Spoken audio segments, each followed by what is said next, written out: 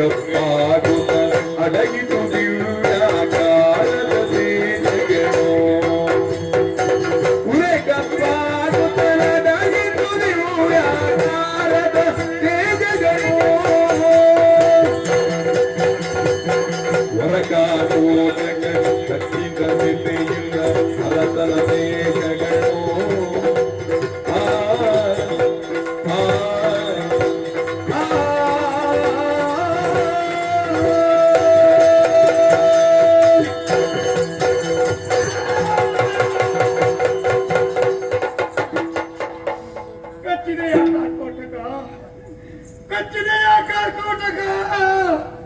ಕಚ್ಚು, ಇನ್ನೊಮ್ಮೆ ಕಚ್ಚು, ಮತ್ತೊಮ್ಮೆ ಕಚ್ಚು, ನಿನ್ನ ಮನಸ್ಸಿಗೆ ತೃಪ್ತಿಯಾಗುವಷ್ಟು ಕಚ್ಚು ಕಾರ್ಕೋಟಕ. ಇಲ್ಲದಿದ್ದರೆ ಏನು, ಅದು ಕಾಣುತ್ತಿರುವಂತಹ ಬಿದಿರ ಮೆಳೆಯ ತುತ್ತ ತುದಿಯಲ್ಲಿ ತಗನೆ ಉರಿಯುತ್ತಿರುವಂತಹ ಬೆಂಕಿಯ ಕೆನ್ನಾಲಿಗೆಗೆ ಸಿಕ್ಕಿ ಸುಟ್ಟು ಬೂದಿಯಾಗಿ ಹೋಗುವಂತಹ ನಿನ್ನ ಬದುಕಿಸಿ ಬದುಕಿಸಿ ಎನ್ನುವಂತಹ ಆರ್ತನಾದವನ್ನು ಕೇಳಿ ನೀನೊಬ್ಬ ಕೇವಲ ನಿಕೃಷ್ಟ ವಿಷಜಂತುವಾದರೂ ಸಹ ನಿನ್ನ ಮೇಲೆ ಕನಿಕರಗೊಂಡು ನಿನ್ನನ್ನು ಬದುಕಿಸುವುದಕ್ಕಾಗಿ ನನ್ನ ಮೈಯ ಬಟ್ಟೆಯೊಡ್ಡಿದರೆ ಅಲ್ಲಿಂದಲೇ ಹಾರಿಬಿಟ್ಟೆಯಲ್ಲ ಮೂರ್ಖ ಕೃತಜ್ಞ ನೀನು. ನಿನ್ನ ಮುಖಾವಲೋಕನ ನಿಷಿದ್ಧ. ಇಲ್ಲದಿದ್ದರೆ ಯಾಕಾಗಿ ಕಚ್ಚಿದೆ ಕಾರ್ಕೋಟಕ? ನನ್ನ ಕಡೆಯಿಂದ ನಿನ್ನ ಪಾಲಿಗೆ ಏನು ತಪ್ಪಾಗಿದೆ ಕಾರ್ಕೋಟಕ? ನಾನು ನಿನಗೇನು ಅನ್ಯಾಯ ಮಾಡಿದೆ ಕಾರ್ಕೋಟಕ? ನನ್ನ ನಾಡಿನಲ್ಲಾದರೆ ನನ್ನ ಪ್ರಜಾಜನರಿಗೆ ನನ್ನಿಂದ ಅನ್ಯಾಯವಾಗಿರಬಹುದು, ನಾನು ಪಡೆದ ಮಕ್ಕಳಿಗೆ ನನ್ನಿಂದ ಅನ್ಯಾಯವಾಗಿರಬಹುದು, ನನ್ನ ಧರ್ಮಪತ್ನಿಗೆ ನನ್ನ ಕಡೆಯಿಂದ ಅನ್ಯಾಯವಾಗಿರಬಹುದು. ಆದರೆ ಇಷ್ಟರವರೆಗೆ ಯಾವ ಸಂಪರ್ಕ ಸಹವಾಸವೂ ಇಲ್ಲದಂತಹ ನಿನಗೆ ನನ್ನಿಂದ ಏನು ಅನ್ಯಾಯವಾಗಿದೆ ಕಾರ್ಕೋಟಕ? ಯಾಕಾಗಿ ಕಚ್ಚಿದೆಯೋ? ಯಾಕಾಗಿ ಕಚ್ಚಿದೆ ಕಾರ್ಕೋಟಕ? ಏನು ನೀನು ಕಚ್ಚಿದ್ದು ನನಗೆ ಉಪಕಾರವಾಯಿತು. ಒಂದು ದೃಷ್ಟಿಯಿಂದ ಯೋಚಿಸಿದರೆ ಉಪಕಾರವೇ ಹೌದು ಕಾರ್ಕೋಟಕ.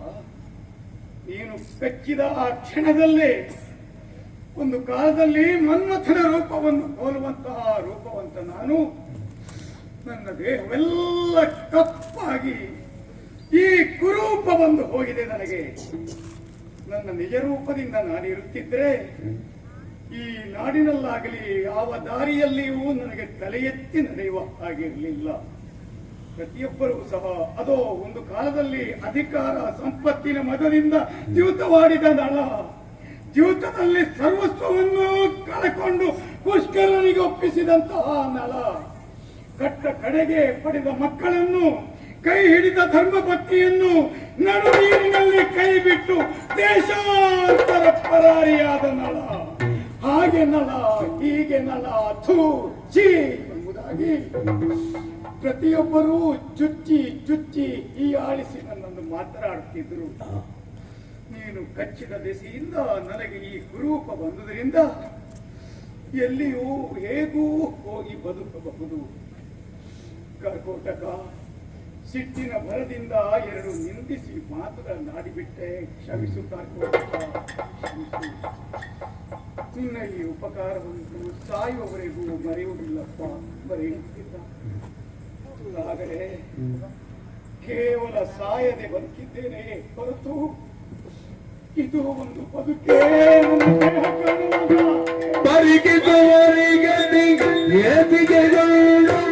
ತೆರಗಳು ಬಂದಾಗ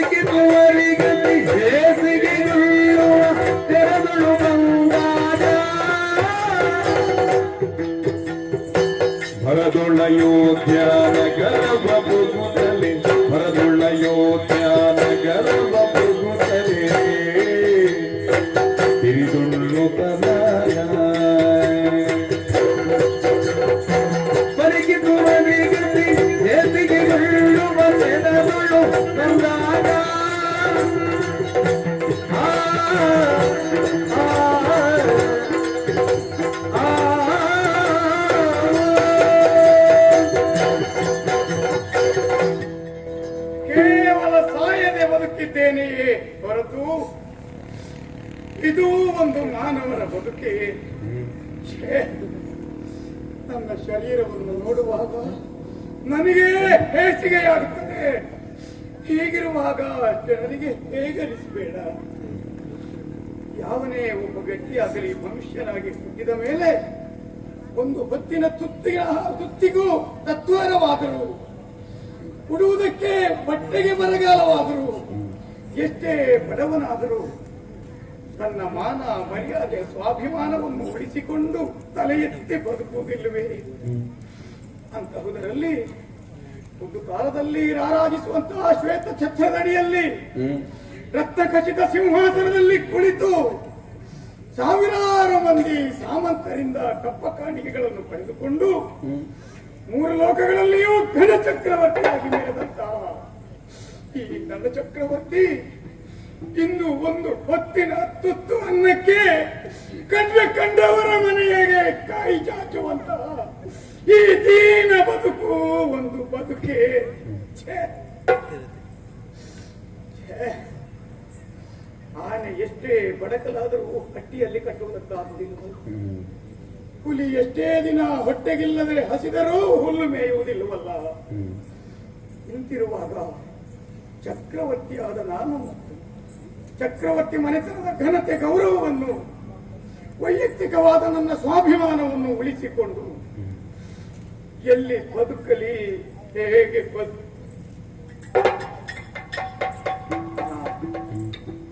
ಎಲ್ಲಿ ಹೇಗೆ ಎಂತು ಎಂಬುದಾಗಿ ಯಾಕೆ ಪರದಾಡಬೇಕು? ಈ ಪ್ರಪಂಚ, ಈ ಲೋಕವೆನ್ನುವುದು ದ್ವಂದ್ವಮಯವಾಗಿದೆ. ರಾತ್ರಿ ಹಗಲು, ಸಿಟಿ ಕಟ್ಟಿ, ಒಳ್ಳೆಯವರು ಕೆಟ್ಟವರು. ಎಷ್ಟು ಜನ ಕೆಟ್ಟವರು, ಎಷ್ಟು ಜನ ದುಷ್ಟರು, ಅಷ್ಟೇ ಜನ ಶಿಷ್ಟರು ಒಳ್ಳೆಯವರು ಇದ್ದಾರಲ್ಲ. ಪ್ರಪಂಚ ವಿಶಾಲವಾಗಿದೆ. ನಾನು ಹೇಳುವುದನ್ನು ಕೇಳಿ ಬಂದೆ. ಅಯೋಧ್ಯ ನಗರದಲ್ಲಿ ಸೂರ್ಯವಂಶೀಯರಾದಂತಹ ರಾಜರ್ಷಿ ಋತುಪರ್ಣ ಆಡಳಿತದಲ್ಲಿ ನನಗೆ ಸಾಮಂತನೇ ಹೌದು. ಆದರೂ ಸಹ ಒಬ್ಬ ಸತ್ಯಸಂಧನಾಗಿ, ನ್ಯಾಯನಿಷ್ಠನಾಗಿ, ಧರ್ಮಾತ್ಮನಾಗಿ ರಾಜ್ಯಭಾರ ಮಾಡುತ್ತಾ ಇದ್ದಾನೆ ಎನ್ನುವುದನ್ನು ಕೇಳಿ ಬಲ್ಲೆ. ಅವನಲ್ಲಿ ಈ ನನ್ನ ಘನತೆಗೆ, ನನ್ನ ಸ್ವಾಭಿಮಾನಕ್ಕೆ ಒಂದಿಷ್ಟು ಚ್ಯುತಿ ಬಾರದ ಹಾಗೆ ಒಂದು ಆಶ್ರಯ ಸಿಕ್ಕಿದರೆ ಅಲ್ಲಿ ಬದುಕುವ ಬಗೆಯನ್ನು ಕಾಣಬಹುದು. ಅಯೋಧ್ಯ ನಗರದೆಡೆಗೆ ಹೋಗ್ತೇನೆ.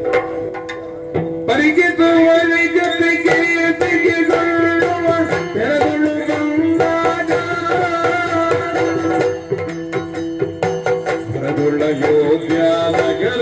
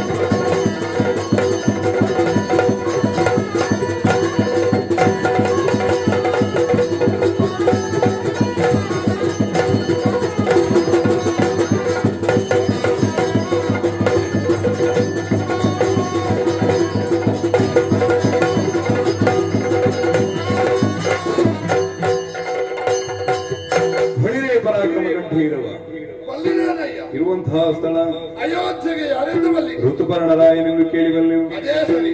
ಓಲಗವಿದ್ದ ವಿಚಾರ ಅನೇಕವಿದೆ, ಆಲಿಸಿ.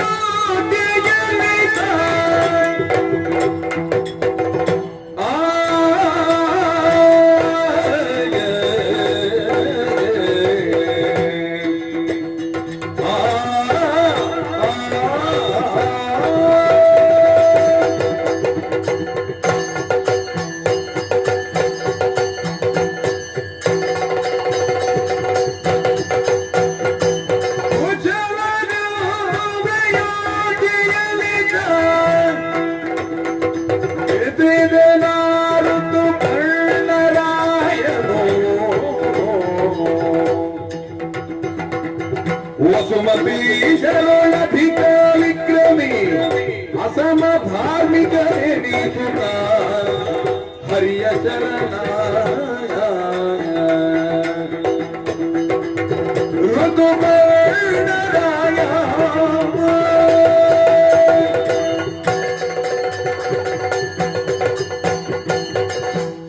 ಈ ರತ್ನ ಸಿಂಹಾಸನದ ಆಧಾರ ಸ್ತಂಭಗಳಂತಿರುವಂತ ನನ್ನ ಪ್ರಜಾಜನರೇ, ಅಥವಾ ಈ ಪುಣ್ಯಭೂಮಿಯ ಭಾಗ್ಯರತ್ನಗಳಂತಿರುವಂತ ನನ್ನ ಬಂಧು ಜನರೇ, ನಿಮಗೆಲ್ಲರಿಗೂ ರಾಜರ್ಷಿಯಾದಂತಹ ಋತುಪರ್ಣನ ಸಪ್ರೇಮ ನಮಸ್ಕಾರಗಳು. ಎಲ್ಲರೂ ಕುಳಿತುಕೊಳ್ಳಿ, ಕುಳಿತುಕೊಳ್ಳಿ, ಕುಳಿತುಕೊಳ್ಳಿ. ಸಾಕೇತದಲ್ಲಿ ಓಲಗವನ್ನಿಟ್ಟಿದ್ದೇನೆ. ಅಯೋಧ್ಯೆಯ ರಾಜಧಾನಿಯ ಸಾಕೇತದ ಪೀಠವನ್ನು ಏರುವಾಗ ಒಂದು ಕಡೆಯಿಂದ ಹೆಮ್ಮೆ, ಮತ್ತೊಂದು ಕಡೆಯಿಂದ ಭಯ. ಹೆಮ್ಮೆ ಯಾಕೆ? ಅಯೋಧ್ಯೆ ಅಂದ್ರೆ ಪ್ರಪಂಚಕ್ಕೊಂದು ಗರ್ಭಗುಡಿ ಇದ್ದ ಹಾಗೆ. ಇಲ್ಲಿ ಕುಳಿತುಕೊಳ್ಳುವುದು ಒಂದೇ, ದೇಗುಲದಲ್ಲಿ ಅರ್ಚನೆ ಮಾಡುವುದು ಒಂದೇ. ಅಂತ ಪುಣ್ಯವಾದಂತಹ ಜಾಗವಿದು, ಕ್ಷೇತ್ರವಿದು. ಭಯ ಯಾಕೆ? ನಮಗಿಂತ ಹಿಂದಿನವರು ಏರಿದಂತಹ ಪೀಠ. ಹಿಂದಿನವರು ಸಾಮಾನ್ಯರಲ್ಲ. ಒಬ್ಬೊಬ್ಬರು ಈ ಪುಣ್ಯ ಭೂಮಿಗೆ ಅತಿ ಶ್ರೇಷ್ಠವಾದ ಕೊಡುಗೆಗಳನ್ನು ಕೊಟ್ಟವರು. ನಾವು ಸ್ವಲ್ಪ ತಪ್ಪಿದೆವು ಎಂದಾದರೂ ಅವರ ಅಕಳಂಕವಾದಂತಹ ಕೀರ್ತಿಗೆ ಮಸಿ ಬೆಳೆದೆವು ಎನ್ನುವುದಾಗಿ ಅರ್ಥ. ಹಾಗಾಗಿಯೇ ದೊಡ್ಡ ದೊಡ್ಡವರು ಏರಿ ಕುಳಿತಂತಹ ಪೀಠದಲ್ಲಿ ಕುಳಿತುಕೊಳ್ಳುವಾಗ ಒಳಗಿಂದ ಒಳಗೆ ಭಯ. ಎಲ್ಲಿ ಹೆಜ್ಜೆ ಇಡುವಾಗ ಎಡವುತ್ತದೋ, ಎಲ್ಲಿ ಎಡರಿ ಬೀಳ್ತೇವೋ, ಈ ಭಯದಿಂದಲೇ ನಾವು ಆಳ್ವಿಕೆಯನ್ನು ಮಾಡುವುದು. ಅವರಷ್ಟು ಎತ್ತರಕ್ಕೆ ಏರುವುದಕ್ಕಾಗದೇ ಇದ್ದರು ಅವರ ಆದರ್ಶದ ಛಾಯೆಯನ್ನು ಹಿಡಿದು ಬಾಳಿ ಬದುಕುವಂತ ಲಕ್ಷ್ಯ ಇಟ್ಟ ಕಾರಣ ಅವರ ಮಾನಕ್ಕೂ ಮರ್ಯಾದೆಗೂ ಚ್ಯುತಿ ಬರುವ ಹಾಗೆ ನಮ್ಮ ನಡೆಯಿರಕೂಡದು ಎನ್ನುವುದಾಗಿ ಅನುದಿನವೂ ಅನುಕ್ಷಣವೂ ಉದ್ದೇಶಿಸುತ್ತಾ ಬದುಕುತ್ತಿರುವವ ನಾನು. ಸಿಂಧು ದ್ವೀಪನ ಮೊಮ್ಮಗ, ಅಯುತಾಜಿತನ ಮಗ, ಅಂಕಿತದಲ್ಲಿ ಭಾಂಗಾಸುರಿ ನಾಮಕ, ಅನ್ವರ್ಥದಲ್ಲಿ ಋತುಪರ್ಣ. ಯಾವ ಋತುವಿಗೆ ಯಾವ ಉತ್ಸವ ಮಾಡಬೇಕು ಎನ್ನುವುದಾಗಿ ಸ್ಪಷ್ಟ ಪರಿಜ್ಞಾನ ಇದ್ದ ಕಾರಣ ನನಗೆ ಋತುಪರ್ಣ ಎನ್ನುವುದು ಅನ್ವರ್ಥವಾದ ಹೆಸರು. ಚಕ್ರವರ್ತಿ ಪೀಠ ಒಮ್ಮೆ ಸೂರ್ಯವಂಶಕ್ಕೆ, ಒಮ್ಮೆ ಚಂದ್ರವಂಶಕ್ಕೆ ಆಗಾಗ ಕೈವರ್ತನೆಯಾಗುತ್ತಾ ಇರ್ತದೆ. ವಂಶ ಯಾವುದಾದರೇನು? ಚಂದ್ರವಂಶದಲ್ಲಿಯೂ ಕೆಟ್ಟವರು ಹುಟ್ಟಿದ್ದಾರೆ, ಸೂರ್ಯವಂಶದಲ್ಲಿಯೂ ಚ್ಯುತಿ ತರುವವರು ಹುಟ್ಟಿದ್ದಾರೆ. ಇರುವಂತಹ ಸತ್ವ ಮುಖ್ಯ. ಈಗ ವರ್ತಮಾನ ಕಾಲದಲ್ಲಿ ಚಂದ್ರವಂಶದಲ್ಲಿ ಮಹಾಸತ್ವವಂತನೊಬ್ಬ ಚಕ್ರವರ್ತಿ ಆಗಿದ್ದಾನೆ ಎನ್ನುವುದಾಗಿ ಯೋಚಿಸುವಾಗಲೇ ನಮಗೆ ರೋಮಾಂಚನ ಆಗುತ್ತದೆ. ಆ ಚಕ್ರವರ್ತಿ ಪೀಠಕ್ಕೆ ತಲೆವಾಗಿ ಅದರ ಆದರ್ಶದ ಛಾಯೆಯನ್ನು ಹಿಡಿದು ಈ ಅಯೋಧ್ಯೆಯಲ್ಲಿ ರಾಜ್ಯಭಾರವನ್ನು ಮಾಡುತ್ತಾ ಇದ್ದೇನೆ. ತುಂಬಿದ ಸಭೆ, ಸಭೆಯಲ್ಲಿ ಎಷ್ಟು ಜನ ಇದ್ದಾರೆ ಎನ್ನುವುದರಿಂದ ತುಂಬಿರುವುದಲ್ಲ, ಸಭೆಯಲ್ಲಿ ಇರುವವರು ಎಷ್ಟು ತುಂಬಿದವರು ಎನ್ನುವುದರಿಂದ ಸಭೆ ತುಂಬಿದ್ದೋ ಬರಿದಾದದ್ದೋ ಎನ್ನುವುದಾಗಿ ನಿಶ್ಚಯ ಆಗುವುದು. ಓಲಗವನ್ನಿಟ್ಟಿದ್ದೇನೆ. ಯಾರೋ ನನ್ನನ್ನು ಕಾಣಬೇಕು ಅಂತ ಕಾಯ್ತಾ ಇದ್ದಾರೆ ಅಂತ ಕೇಳಿದೆ. ಅಲ್ಲಿ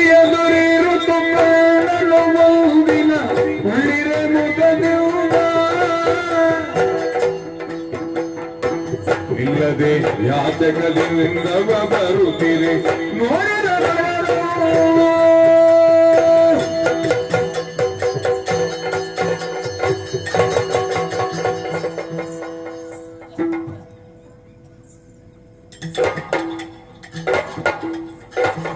ಆಶ್ಚರ್ಯ, ಪರಮಾಶ್ಚರ್ಯ. ಇವನು ಮನುಷ್ಯನೇ.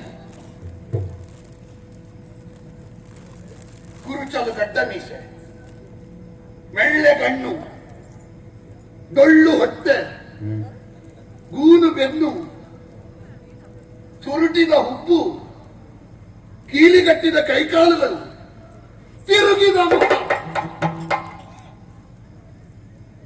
ಮಾನವನೊಬ್ಬನಿಗೆ ಇಷ್ಟು ವಿಕಾರಗಳು ಬರುವುದಕ್ಕೆ ಸಾಧ್ಯ ಉಂಟೆ?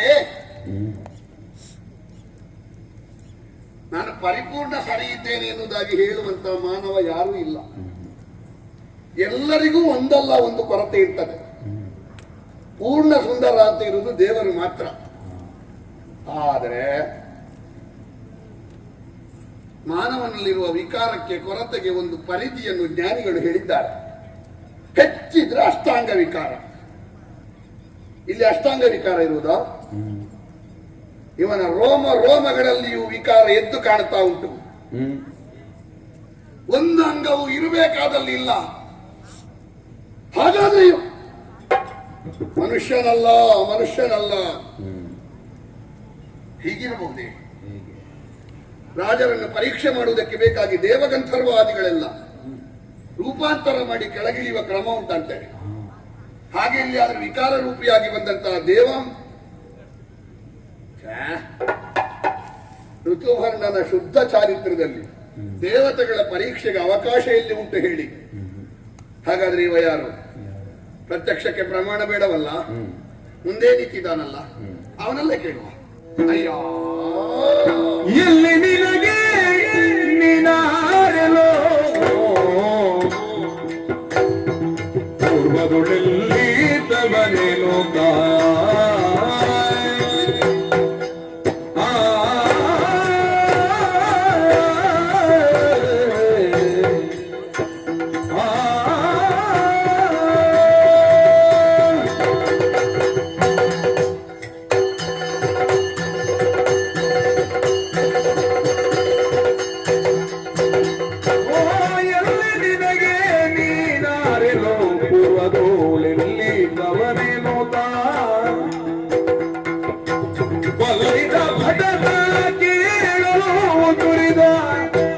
ಮೆಲ್ಲನೆ ನಸುನದು ಎಲ್ಲಿ ನಿನಗೆ ನೀನಾರೆಲೋ. ಅಯ್ಯ, ಒಡೆಯ ಹೊರಗಿನಿಂದ ತಿರುಗುತ್ತಾ ಭೂಪತಿ ಋತುವರ್ಣನನ್ನು ನೋಡಬೇಕು, ರಾಜ ಋತುವರ್ಣನ ದರ್ಶನಕ್ಕೆ ಅವಕಾಶ ಕೊಡಬೇಕು ಎನ್ನುವುದಾಗಿ ಹೇಳುತ್ತಾ ಇದ್ದವ ನೀ.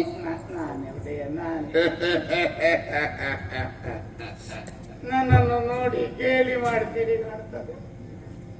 ಶಾಂತಂ ಪಾಪಂ ಶಾಂತಂ ಪಾಪಂ.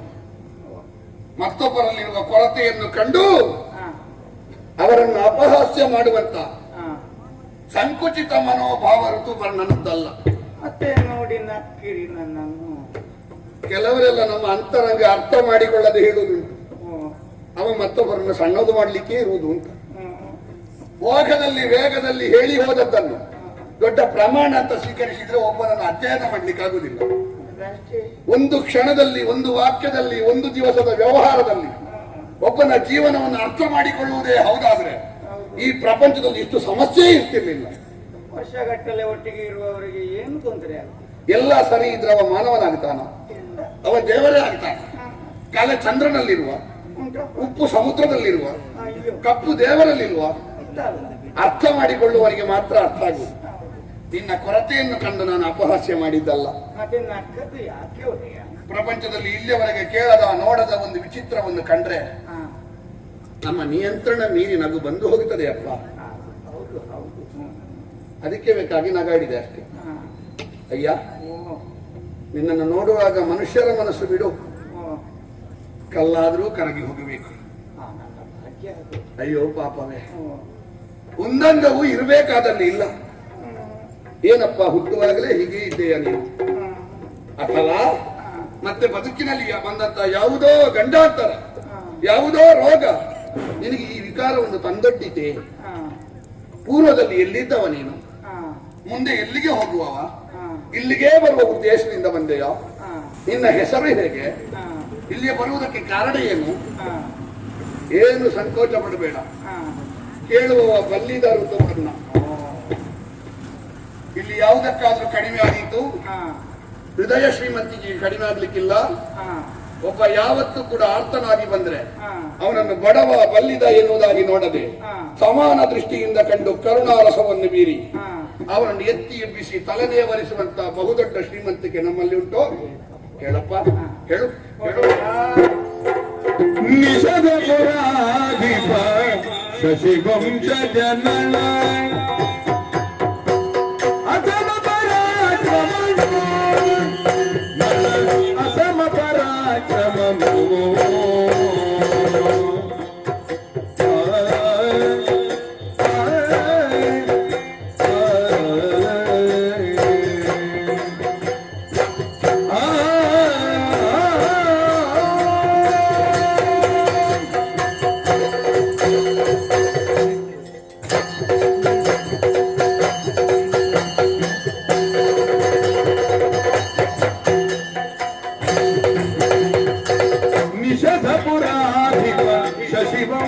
ಜನನ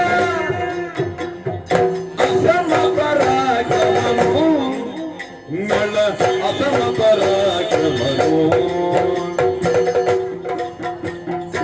ಕುಶಲದೋ ಆತನ ಸಾವಿರ ಕುದುರೆಗೆ ಅಧಿಕಾರಿಯು ನಾವು ಕುಶಲದೊಳಾತನ ಸಾವಿರ ಕುದುರೆಗೆ ಅಧಿಕಾರಿಯು ನಾವು ನಿಜದ ಪುರಾಧಿಪ ಶಶಿವಂಶ ಜನಲ ಅಸಮ ಪರಾಕ್ರಮವು ನಳ ಅಸಮ ಪರಾಕ್ರಮವು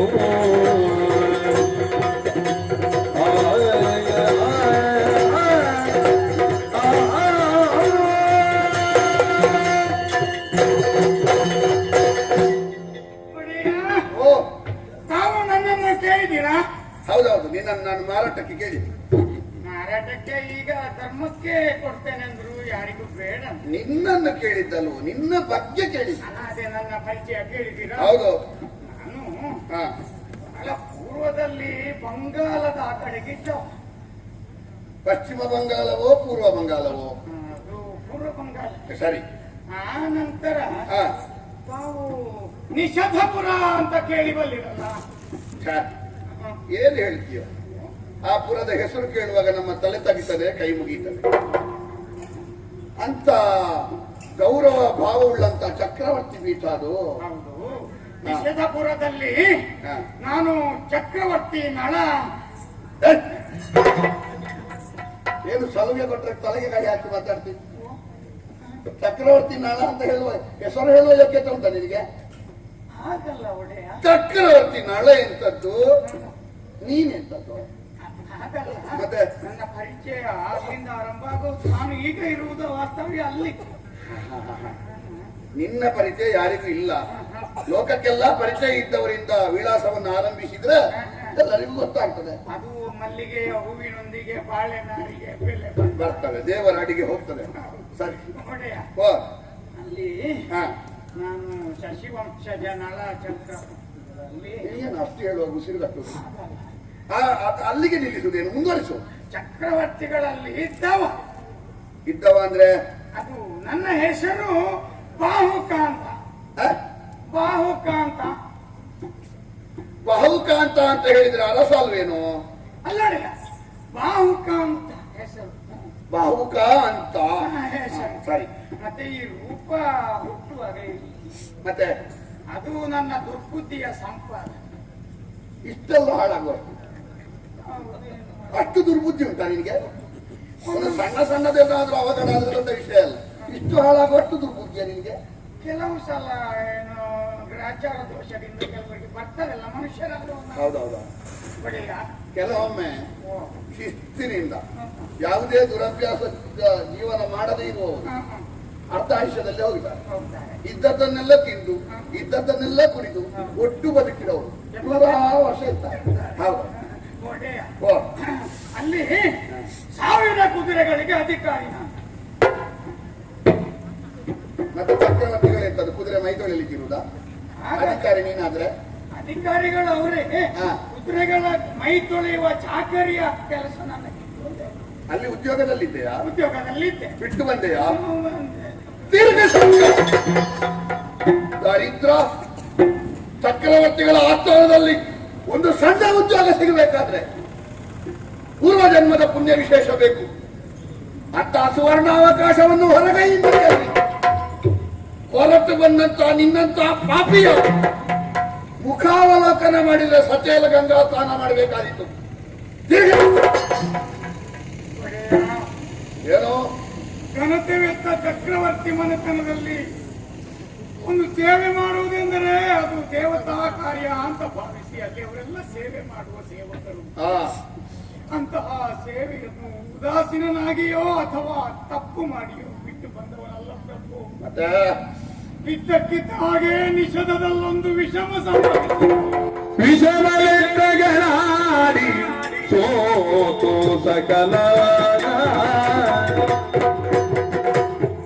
ಪುಷ್ಕರನಿಗೆ ಒಪ್ಪಿಸುತ್ತ ಎದೆವ ಕೌಪೀನದು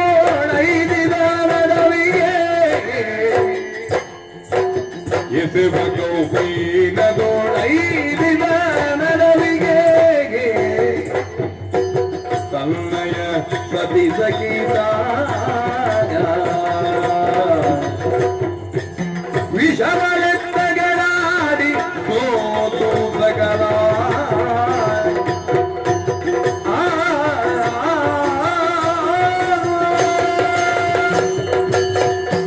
ಪ್ರಭು ಓ ಇದ್ದಕ್ಕಿದ್ದ ಹಾಗೆ ನಿಷಧದಲ್ಲೊಂದು ವಿಷಮ ಸಂಭವಿಸಿದ್ದ ವಿಷಮದಲ್ಲಿ ವಿಷಮ.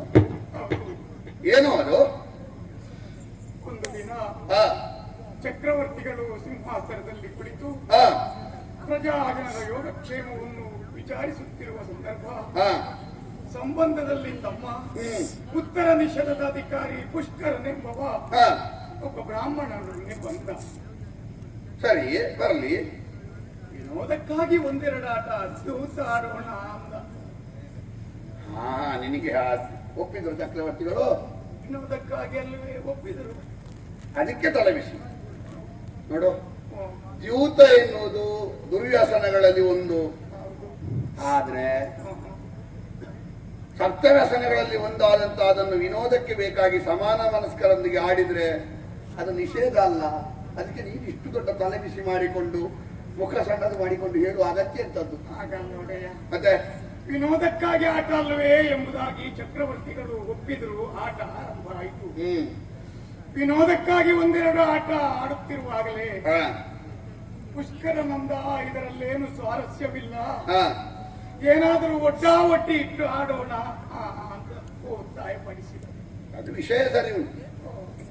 ದ್ಯೂತದ ಆಟ ಅಂತಲ್ಲ, ಯಾವ ಆಟವೇ ಇಲ್ಲಿ ಆಟವೋ ಸ್ವಲ್ಪ ಸ್ವಾರಸ್ಯವೇ.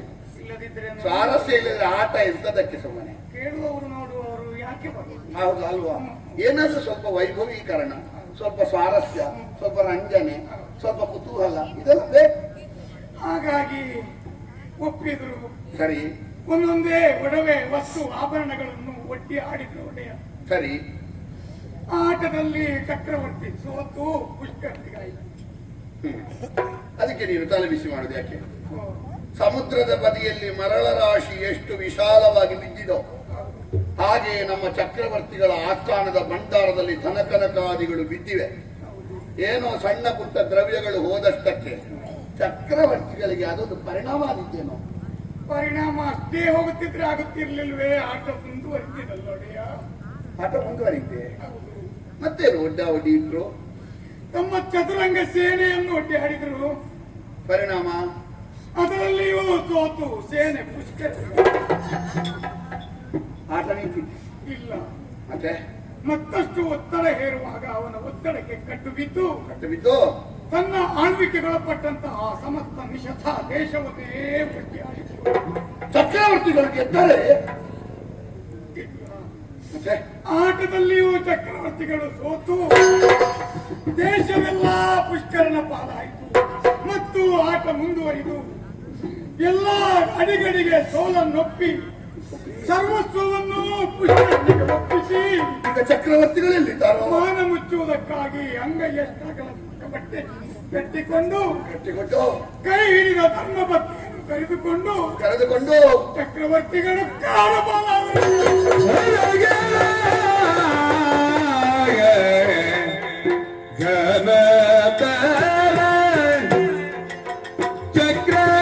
ಚಕ್ರವರ್ತಿಗೆ ಈ ವಿಧಿಯಾದುದೇ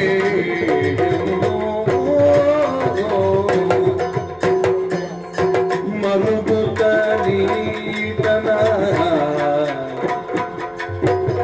ಶತಗೆ ದಳವಾಯ ಮಾಡಿದನು. ಹರ ಹರ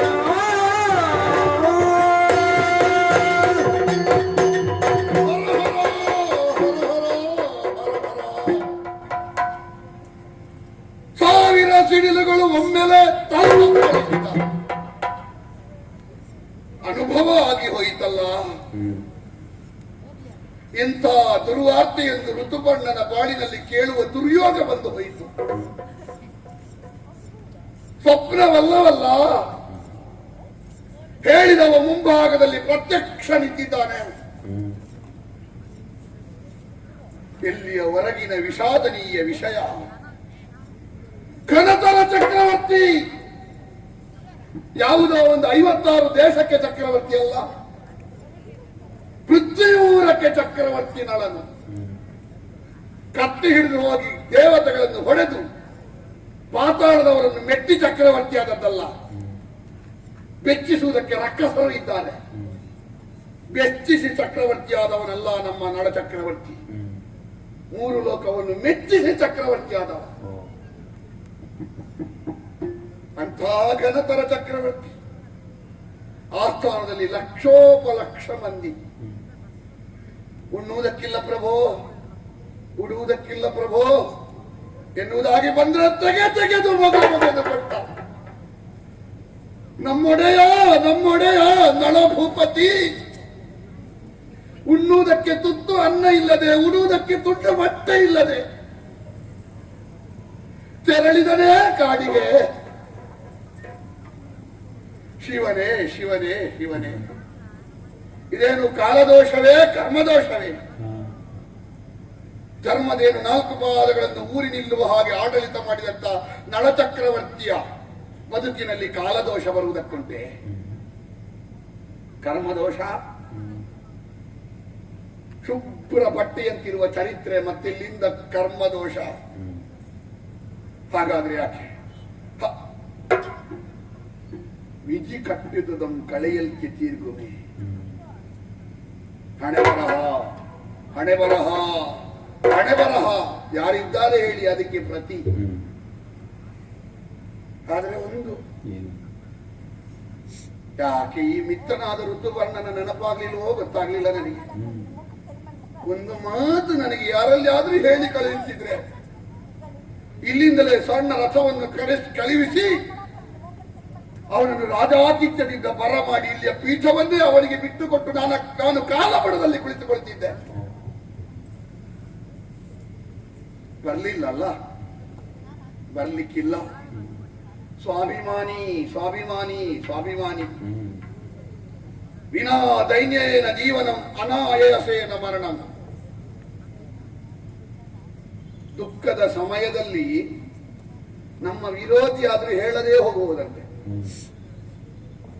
ನಮಗೆ ಕಷ್ಟ ಬಂದಾಗ ನಾವು ನಮ್ಮ ಮಿತ್ರನಾದ್ರೂ ಕರೆಯದೆ ಹೋಗಕೂಡದಂತೆ. ಮತ್ತೊಬ್ಬನಿಗೆ ದುಃಖ ಬರ್ತದ, ನಾವು ಕರೆಯದೇ ಹೋಗಬಹುದು. ಅಷ್ಟು ವಿವೇಕ ಇದ್ದ ನಳ ಚಕ್ರವರ್ತಿ. ಸಾಸಿವೆ ಎಷ್ಟಾದ್ರೂ ಋಣ ತೀರಿಸಬಹುದಿತ್ತು, ಅವಕಾಶ ಇಲ್ಲದೆ ಹೋಯಿತು. ಒಂದು ಮಾತ್ರ ದೇವರಲ್ಲಿ ಪ್ರಾರ್ಥನೆ, ಚಕ್ರವರ್ತಿ ಎಲ್ಲಿಯೇ ಇದ್ರು ಆಯುಷ್ಯ ಆರೋಗ್ಯಕ್ಕೆ ಕಂಟಕ ಬರದೇ ಇರಲಿ ಎನ್ನುವುದಾಗಿ. ಚಕ್ರವರ್ತಿಗಳಿಗೆ ಏನು ಮಾಡ್ಲಿಕ್ಕಾಗಲಿಲ್ಲ, ಆದ್ರೆ ಅವರ ಕಡೆಯಿಂದ ಬಂದ ಮಾತು ಹೇಳ್ತಾನೆ. ಇವನ ಸಮಸ್ಯೆಯನ್ನು ಕೇಳುವ. ಅಯ್ಯೋ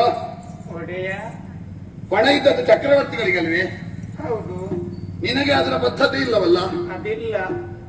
ನಿನಗೆ ಅಲ್ಲಿ ಸುಖವಾಗಿ ಇರಬಹುದಿತ್ತಲ್ಲ ಪುಣ್ಯಾತ್ಮ. ಪುಷ್ಕರೇನು ನಳನೊಟ್ಟಿಗಿದ್ದವರನ್ನೆಲ್ಲ ಓಡಿಸಿದ. ಮಾಡಿದಂತಹ ಪುಣ್ಯಾತ್ಮ ಚಕ್ರವರ್ತಿಗೆ ತನ್ನ ಆಳ್ವಿಕೆಯ ನೆಲದಲ್ಲಿ ಕುಳಿತು ನಿಂತು ಒಂದು ಮುಷ್ಟಿ ಅನ್ನ ಉಣ್ಣುವುದಕ್ಕೆ ಇಲ್ಲವಂತೆ. ಅಂತಹ ನೆಲದಲ್ಲಿ ಒಂದು ಕುಟುಕೊಂಡು ಅದನ್ನು ಎಡಕಾಲಿಂದ ಚೆಲ್ಲಿ ಕಡೆಗೆ ತಂದು ಬಿಟ್ಟೆ.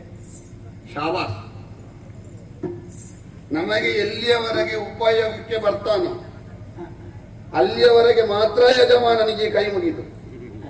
ಅವನಲ್ಲಿ ಏನೂ ಇಲ್ಲ ಎನ್ನುವಾಗ ಅವನನ್ನು ಎಡಗಾಲಿನಿಂದ ತುಳಿದು ಹೋಗುವಂತ ಸ್ವಾರ್ಥಿಗಳಿರುವ ಪ್ರಪಂಚದಲ್ಲಿ ಸ್ವಾಮಿಗೆ ನೆಲೆ ಇಲ್ಲದಂತ ಜಾಗದಲ್ಲಿ ನಾನು ಇರುವುದಿಲ್ಲ ಎನ್ನುವುದಾಗಿ ಹೊರಟು ಬಂದೆಯಲ್ಲ, ಶಾಬಾಸ್.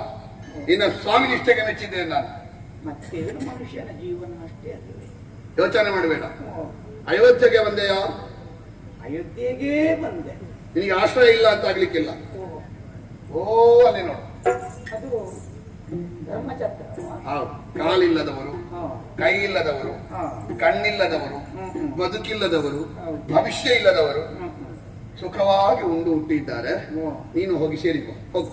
ಒಡೆಯ, ನಾನು ಧರ್ಮದ ಅನ್ನ ಉಣ್ಣುವಲ್ಲ, ಧರ್ಮದ ಅನ್ನ ನನಗೆ.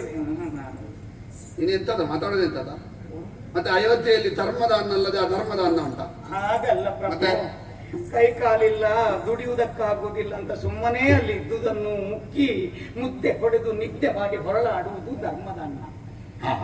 ಏನಾದ್ರೂ ಕೈಯಲ್ಲಾಗುವ ಚಾಕರಿ ಸೇವೆ ಮಾಡಿ ಅದರ ಫಲದಿಂದಲೇ ಬದುಕಬೇಕು ಅಂತ ನನಗೊಂದು ಅಪೇಕ್ಷೆ.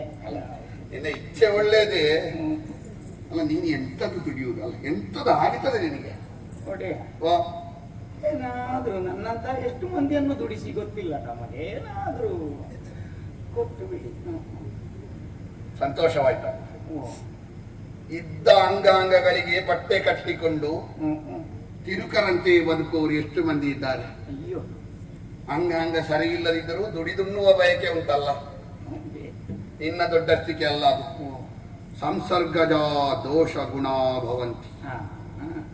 ಸಹವಾಸದಿಂದ ಗುಣ ಬರ್ತದೆ. ನಳಚಕ್ರವರ್ತಿಯ ಸಹವಾಸ ಇರಬೇಕು. ಆ ಸ್ವಾಭಿಮಾನದ ಎಳೆ ನಿನ್ನಲ್ಲಿ ಉಂಟು. ನಿನ್ನಂತವರು ಈ ಭೂಮಿಯಲ್ಲಿ ಸಾವಿರ ಸಾವಿರ ಮಂದಿ ಹುಟ್ಟಬೇಕು. ನೀರಿನ ಮಳೆ ಅಲ್ಲ, ಬಂಗಾರದ ಮಳೆ ಆದೀತು. ಒಂದು ಕಾಲಕ್ಕೆ ಬರ್ಲಿ. ಇದು ಏನು ಮಾಡ್ತಿದ್ದೆ ನೀನಲ್ಲಿ? ನಾನು ಅಲ್ಲಿ ಸಾವಿರ ಕುದುರೆಗಳ ಚಾಕರಿ. ಅಷ್ಟೆಲ್ಲ ಇಲ್ಲಿ ಇಲ್ಲ, ಅಲ್ಲಿ ಲಕ್ಷ ಲಕ್ಷ ಉಂಟಂತೆ. ಅದರಲ್ಲಿ ಸಾವಿರ ನಿನಗೆ ಬಿಟ್ಟು ಕೊಟ್ಟಿರ್ಬೇಕು. ಹೌದು, ಇಲ್ಲಿ ಇರುವುದೇ ಒಟ್ಟು ಸಾವಿರ. ನನಗೆ ಉಪಯೋಗಕ್ಕೆ ಅಂತ ಒಂದು 100 ಕುದುರೆ ಉಂಟು. ಒಮ್ಮೆ ಸುಮ್ಮನೆ ಇರ್ತಿರೋ ರಾಯರೇ. ಏನು? ಲಕ್ಷಾಧಿಪತಿ ಭಿಕ್ಷಾಧಿಪತಿ ಆಗ್ತಾನೆ, ಭಿಕ್ಷಾಧಿಪತಿ ಲಕ್ಷಾಧಿಪತಿಯೂ ಆಗ್ತಾನೆ. ಹೌದಲ್ಲ, ಲೋಕದ ಕ್ರಮ ಅದು. ಏರುಪೇರು. ಸೂರ್ಯನೇ ಬೆಳಗುತ್ತಾನೆ ಅಂತ ಭಾವಿಸಿದ್ರೆ ಮೋಡ ಬಂದು ಅವನನ್ನು ಮುಸುಕಿ ಹೋಗ್ತದೆ. ಗಾಳಿ ಬರುವಾಗ ಮೋಡ ಮಳೆಯಾಗಿ ಹರಿಯುತ್ತದೆ. ಲೋಕದಲ್ಲಿ ಹಾಗೆ ಒಂದಕ್ಕಿಂತ ಒಂದು ದೊಡ್ಡದಿರ್ತದೆ. ಚಲನೆ ಬದಲಾವಣೆ. ಜೀವನಾನುಭವದ ಮಾತು ಎಲ್ಲೇ. ಈ 100 ಕುದುರೆಗಳನ್ನು ನೋಡ್ಲಿಕ್ಕೆ ಒಬ್ಬ ವ್ಯಕ್ತಿ ಇದ್ದಾನಲ್ಲ, ಅವನನ್ನು ತೆಗೆದು ನಿನಗೆ ಬೇಡ ಬೇಡ ಒಡೆಯ. ಇನ್ನೊಬ್ಬರ ಹೊಟ್ಟೆ ಹೊಡೆದು ನಾನು ಬದುಕುವುದೇ ಬೇಡ, ಸುಮ್ಮನೆ ನನಗೆ ಬೇಡ. ಒಂದು ಸಹಾಯಕನಾಗಿರೋ ನೀನು. ಈಗ ಕುದುರೆಗೆ ಹೊಟ್ಟೆ ತುಂಬಬೇಕಾದ್ರೆ ಹುರುಳಿ ಎಲ್ಲ ಕೊಡಬೇಕಾಗ್ತದೆ. ಆಹಾರ ಕೊಡ್ಬೇಕು. ಹುರುಳಿ ಬೇಯಿಸಬೇಡುವ? ಬೇಯಿಸ್ಬೇಕು. ಸ್ವಲ್ಪ ಕಟ್ಟಿಗೆ ಕಟ್ಟಿಗೆಗೆ ಕಾಡಿಗೆ ಹೋಗ್ಬೇಕಲ್ಲ ಪ್ರಭು? ಅಲ್ಲ, ಇಲ್ಲಿ ಮೈದಾನದಲ್ಲಿ ಉಂಟು. ಹಾಗಲ್ಲ, ಮತ್ತೆ ಈ ಮುರುಟು ಕಟ್ಟಿದ ಕೈ ಕಾಲುಗಳನ್ನು ಹಿಡ್ಕೊಂಡು ನಾನು ಕಾಡಿಗೆ ಹೋಗಿ ಇಲ್ಲಿ ಆಶ್ರಯ ಕೊಟ್ಟು ನನ್ನನ್ನು ಪ್ರಾಣಿಗಳ ಬಾಯಿಗೆ ಬಲಿ ಕೊಡ್ತಿದ್ದ. ಹಾಗೆ ಅದು. ಹೌದು, ಇದು ನಿನ್ನನ್ನು ಇಲ್ಲಿ ರಕ್ಷಣೆ ಮಾಡ್ತೇನೆ ಅಂತ ಹೇಳಿ ಅಲ್ಲಿ ಬಲಿ ಕೊಟ್ಟ ಹಾಗೆ. ಹೋದ್ರೆ ಹಿಂತಿರುಗಿ ಬರ್ಲಿಕ್ಕೆ ಬೇಡ. ಆ ಹುರುಳಿ ಬೇಯಿಸುವುದಕ್ಕೆ ನೀರು ಬೇಕಾಗ್ತದೆ. ಬಾವಿಯಿಂದ ನೀರು ತಾ. ಎಂತದ್ದು ಇಣುಕುದೆ ಅಂತಂದೆ? ಎಷ್ಟು ಆಳಕ್ಕೆ ಹೋಗಿದೆ ಇಷ್ಟು ಬೇಗನೆ? ಬಾವಿಯಲ್ಲಿ ನೀರು ಹೋಗ್ಲಿ. ಅಲ್ಲಿಗೆ ಹೋಗಿ ಆ ಹಗ್ಗಕ್ಕೆ ಕೊಡಪಾನ ಸಿಕ್ಕಿಸಿ ಹಗ್ಗವನ್ನು ಕೈಯಲ್ಲಿ ಹಿಡಿದು ಮೆಲ್ಲಗೆ ಇಳಿಸಿ ಕೊಡಪಾನ ಮುಳುಗಿಸಿ ತುಂಬಿಸಿ ಕೈಯಲ್ಲೇ ಹಿಡಿದು ಎಳಿಬೇಕಲ್ಲ ನೀರು. ನಾವೊಂದು ಬರುವವರ ಒಂದು ಕಾರ್ಯಕ್ರಮ ಮಾಡುವನ ಅಂತ. ಯಾವುದು? ನೀರು ಸೇದುವ ಶಿಬಿರ ಅಂತ. ನಿನ್ನನ್ನು ಸಂಪನ್ಮೂಲ ವ್ಯಕ್ತಿ ಮಾಡುವಾದ್ರೆ ಅವ ಅಂತ ಹೇಳ್ತಾನೆ. ನೀರು ಸೇದುವುದಕ್ಕಾಗುದಿಲ್ಲ ಅಂತ ಹೇಳಿದ್ರೆ ಸಾಕು, ಹೌದಾ? ಹಗ್ಗ ಕಟ್ಟಿ ಕೊಡಪಾನ ಇಳಿಸಿ ಈಗ ಉದ್ದ ಮಾಡಬೇಕು ಅಂತ ಉಂಟೆ? ಇಲ್ಲ, ನೇರ ಹೇಳುವುದಕ್ಕೆ ಒಂದು ದಾಕ್ಷಿಣ್ಯ. ಈ ಮುರುಟು ಕಟ್ಟಿದ ಕೈಗಳಲ್ಲಿ ನಾನು ಅದನ್ನೆಲ್ಲ ಮಾಡ್ಲಿಕ್ಕೆ ಉಂಟು. ಹೌದಲ್ಲ, ಹಗ್ಗ ಹಿಡಿಲಿಕ್ಕೆ ಬೇಡ. ಹುರುಳಿ ಬೇಯಿಸುವುದಕ್ಕೆ ಬೆಂಕಿ ಹಾಕುವುದಕ್ಕೆ ಕಟ್ಟಿಗೆ ಒಳಗೆ ಹೊರಗೆ ಎಲ್ಲ ಹಿಡಿಯುವುದು ಸ್ವಲ್ಪ ಸಹಾಯ ಮಾಡಿ. ಈಗೀಗ ಒಂದು ಬೆಂಕಿ ಎದುರು ಕುಳಿತುಕೊಂಡ್ರೆ ಕರ್ಮ ಏನು ನಿದ್ದೆಯೂ ಬರುವುದಿಲ್ಲ ಸರ್. ಪ್ರಪಂಚದ ಕ್ರಮವೇ ಹಾಗೆ. ಹೊಟ್ಟೆಗಿಲ್ಲದಿದ್ರೆ ನನಗೆ ಯಾವುದು ಆದೀತು ಒಂದು ಉದ್ಯೋಗ ಕೊಡಿ ಅಂತ ಹೇಳುದು. ಕೊಟ್ಟ ಮೇಲೆ ನನಗೆ ಅದು ನನಗೆ ಇದಾಗ್ತದೆ, ಇದಾದ್ರೆ ಅದಾಗ್ತದೆ. ಒಂದೊಂದೇ ಅವನ ಹೇಳು. ನಿನಗೆ ನಾನು ಹೇಳಿದ್ದು ಯಾವುದು ಆಗುದಿಲ್ಲ, ಮತ್ತೆಂತದಾಗುದು ನಿನಗೆ? ಚಾಕರಿ ಒಂದು ಕೆಲಸ ಮಾಡು, ಅವ ಹೇಳಿದ್ದನ್ನು ನಿನಗೆ ಕೂಡಿದ್ದನ್ನು ಮಾಡ್ತಾ ಇರು.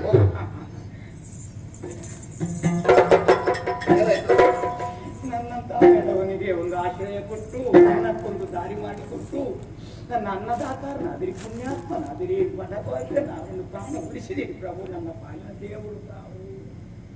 ಪ್ರಪಂಚದಲ್ಲಿ ಮನುಷ್ಯರು ಯಾರು ದೇವರಲ್ಲ, ಋಣಾನುಬಂಧ ಅಂತ ಉಂಟು.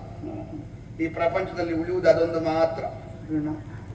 ನಾವು ಸಂಪಾದಿಸಿದ ಸಂಪತ್ತು, ನಾವು ಗಳಿಸಿದ ಅಧಿಕಾರ, ಅಥವಾ ನಾವು ಸಂಗ್ರಹಿಸಿದ ವಿದ್ಯೆ, ಅದು ಉಳಿಯುವುದಿಲ್ಲ. ಕೆಲವರೆಲ್ಲ ಹೇಳ್ತಾರೆ ವಿದ್ಯೆ ನಾಶ ಆಗುದಿಲ್ಲ ಅಂತ. ಆಗುದಿಲ್ಲ ಎನ್ನುವುದು ಸುಳ್ಳು. 90 ತುಂಬುವಾಗ ಅವನಿಗೆ 25 ವರ್ಷದಲ್ಲಿ ನೆನಪು ಬಂದದ್ದು 75ರಲ್ಲಿ ನೆನಪು ಬರುವುದಿಲ್ಲ ಅವನಿಗೆ. ಮರವಿಯಿಂದ ವಿದ್ಯೆ ಆದ್ರೂ ನಾಶ ಆಗ್ತದೆ. ನಾಶ ಆಗದೆ ಇರುವುದು ಯಾವ್ದು ಗೊತ್ತುಂಟ? ನಾವು ಮಾಡಿದ ಕರ್ಮ ಹಾ. ಅದು ಅನುಭವಿಸಿಯೇ ನಾಶ ಆಗುದು. ಹಾ. ಬಹುಶಃ ಹಿಂದಿನ ಜನ್ಮದಲ್ಲಿ ನನಗೆ ಕೊಟ್ಟಿದ್ದಿರಬೇಕು ನೀನು, ಹಾ. ಅದನ್ನು ಈಗ ತೀರಿಸುವುದು ನಾನು. ನಿನಗೆ ನಾನು ದೇವರಲ್ಲ, ಪ್ರಪಂಚದಲ್ಲಿರುವ ಯಾವ ಮನುಷ್ಯನೂ ದೇವರಲ್ಲ, ನಿನ್ನ ದುಡಿಮೆಯೇ ನಿನಗೆ ದೇವ. ಇದು ಕುದುರೆಯ ಲಯ ಎಲ್ಲಿ ಅದು? ಮೊದಲಿಗೆ ಲಯ ಮಾಡಿಬಿಟ್ಟಿಯಾ? ಅದಲ್ಲ, ಅವುಗಳನ್ನು ಕಟ್ಟುವ ಸ್ಥಳ ಲಾಯ. ಅದುವೇ. ಓ ಅಲ್ಲಿ ಉಂಟು. ನಮ್ಮವರು ತೋರಿಸ್ತಾರೆ. ಹೋಗು.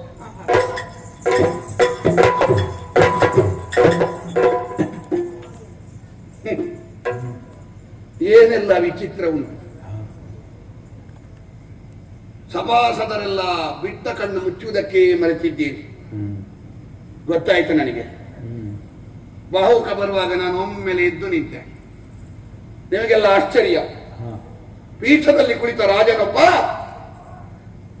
ವೇದಜ್ಞನಾದ ಗುರು, ಹೆತ್ತ ತಾಯಿ, ಚಕ್ರವರ್ತಿ, ಈ 3 ಜನ ಅಲ್ಲದೆ ಮತ್ಯಾರು ಬಂದರೂ ಹೇಳಕೂಡದು. ಈ ತ್ರಿವರ್ಗಕ್ಕೂ ಸಂಬಂಧಿಸಿದವನಲ್ಲ ಇವ. ಆದರೂ ನಾನು ಎದ್ದು ನಿಂತೆ. ನಿಮ್ಮ ಮುಖದಲ್ಲಿ ಪ್ರಶ್ನೆಯ ಛಾಯೆ. ದೊಡ್ಡ ವಿಶೇಷ ಚಿಂತನೆ ಮಾಡಬೇಕಾದ ಅಗತ್ಯ ಇಲ್ಲ. ಪ್ರಪಂಚದಲ್ಲಿ ನೋಡದೇ ಇರುವುದನ್ನು, ಕೇಳದೇ ಇರುವುದನ್ನು ಒಮ್ಮೆ ನೋಡಿದ್ರೆ ನಮಗೆ ದಿಕ್ಕನ್ನು ಹೇಳುವ ಹಾಗೆ ಮಾಡ್ತದೆ. ಹಾಗೆ ಎದ್ದದ್ದೇ ಹೊರತು ಇದಕ್ಕೆ ವಿಶೇಷ ಅರ್ಥಗಳಿಲ್ಲ. ವಿಶೇಷ ಸಮಸ್ಯೆ ಎನ್ನುವುದಾಗಿ ನೀವು ಚಿಂತೆ ಮಾಡಿ ತಲೆ ಹಾಳು ಮಾಡಿಕೊಳ್ಳಬೇಡಿ. ಇವತ್ತಿನ ಸಭೆಯಲ್ಲಿ ಏನು ವಿಶೇಷ ಕಾಣಿಸುವುದಿಲ್ಲ ಅಲ್ಲ. ಈ ಸಭೆಯಲ್ಲಿ ಇಲ್ಲಿಗೆ ಮುಕ್ತಾಯಗೊಳಿಸೋಣ. ನಿಮಗೆಲ್ಲ ನಮಸ್ಕಾರ.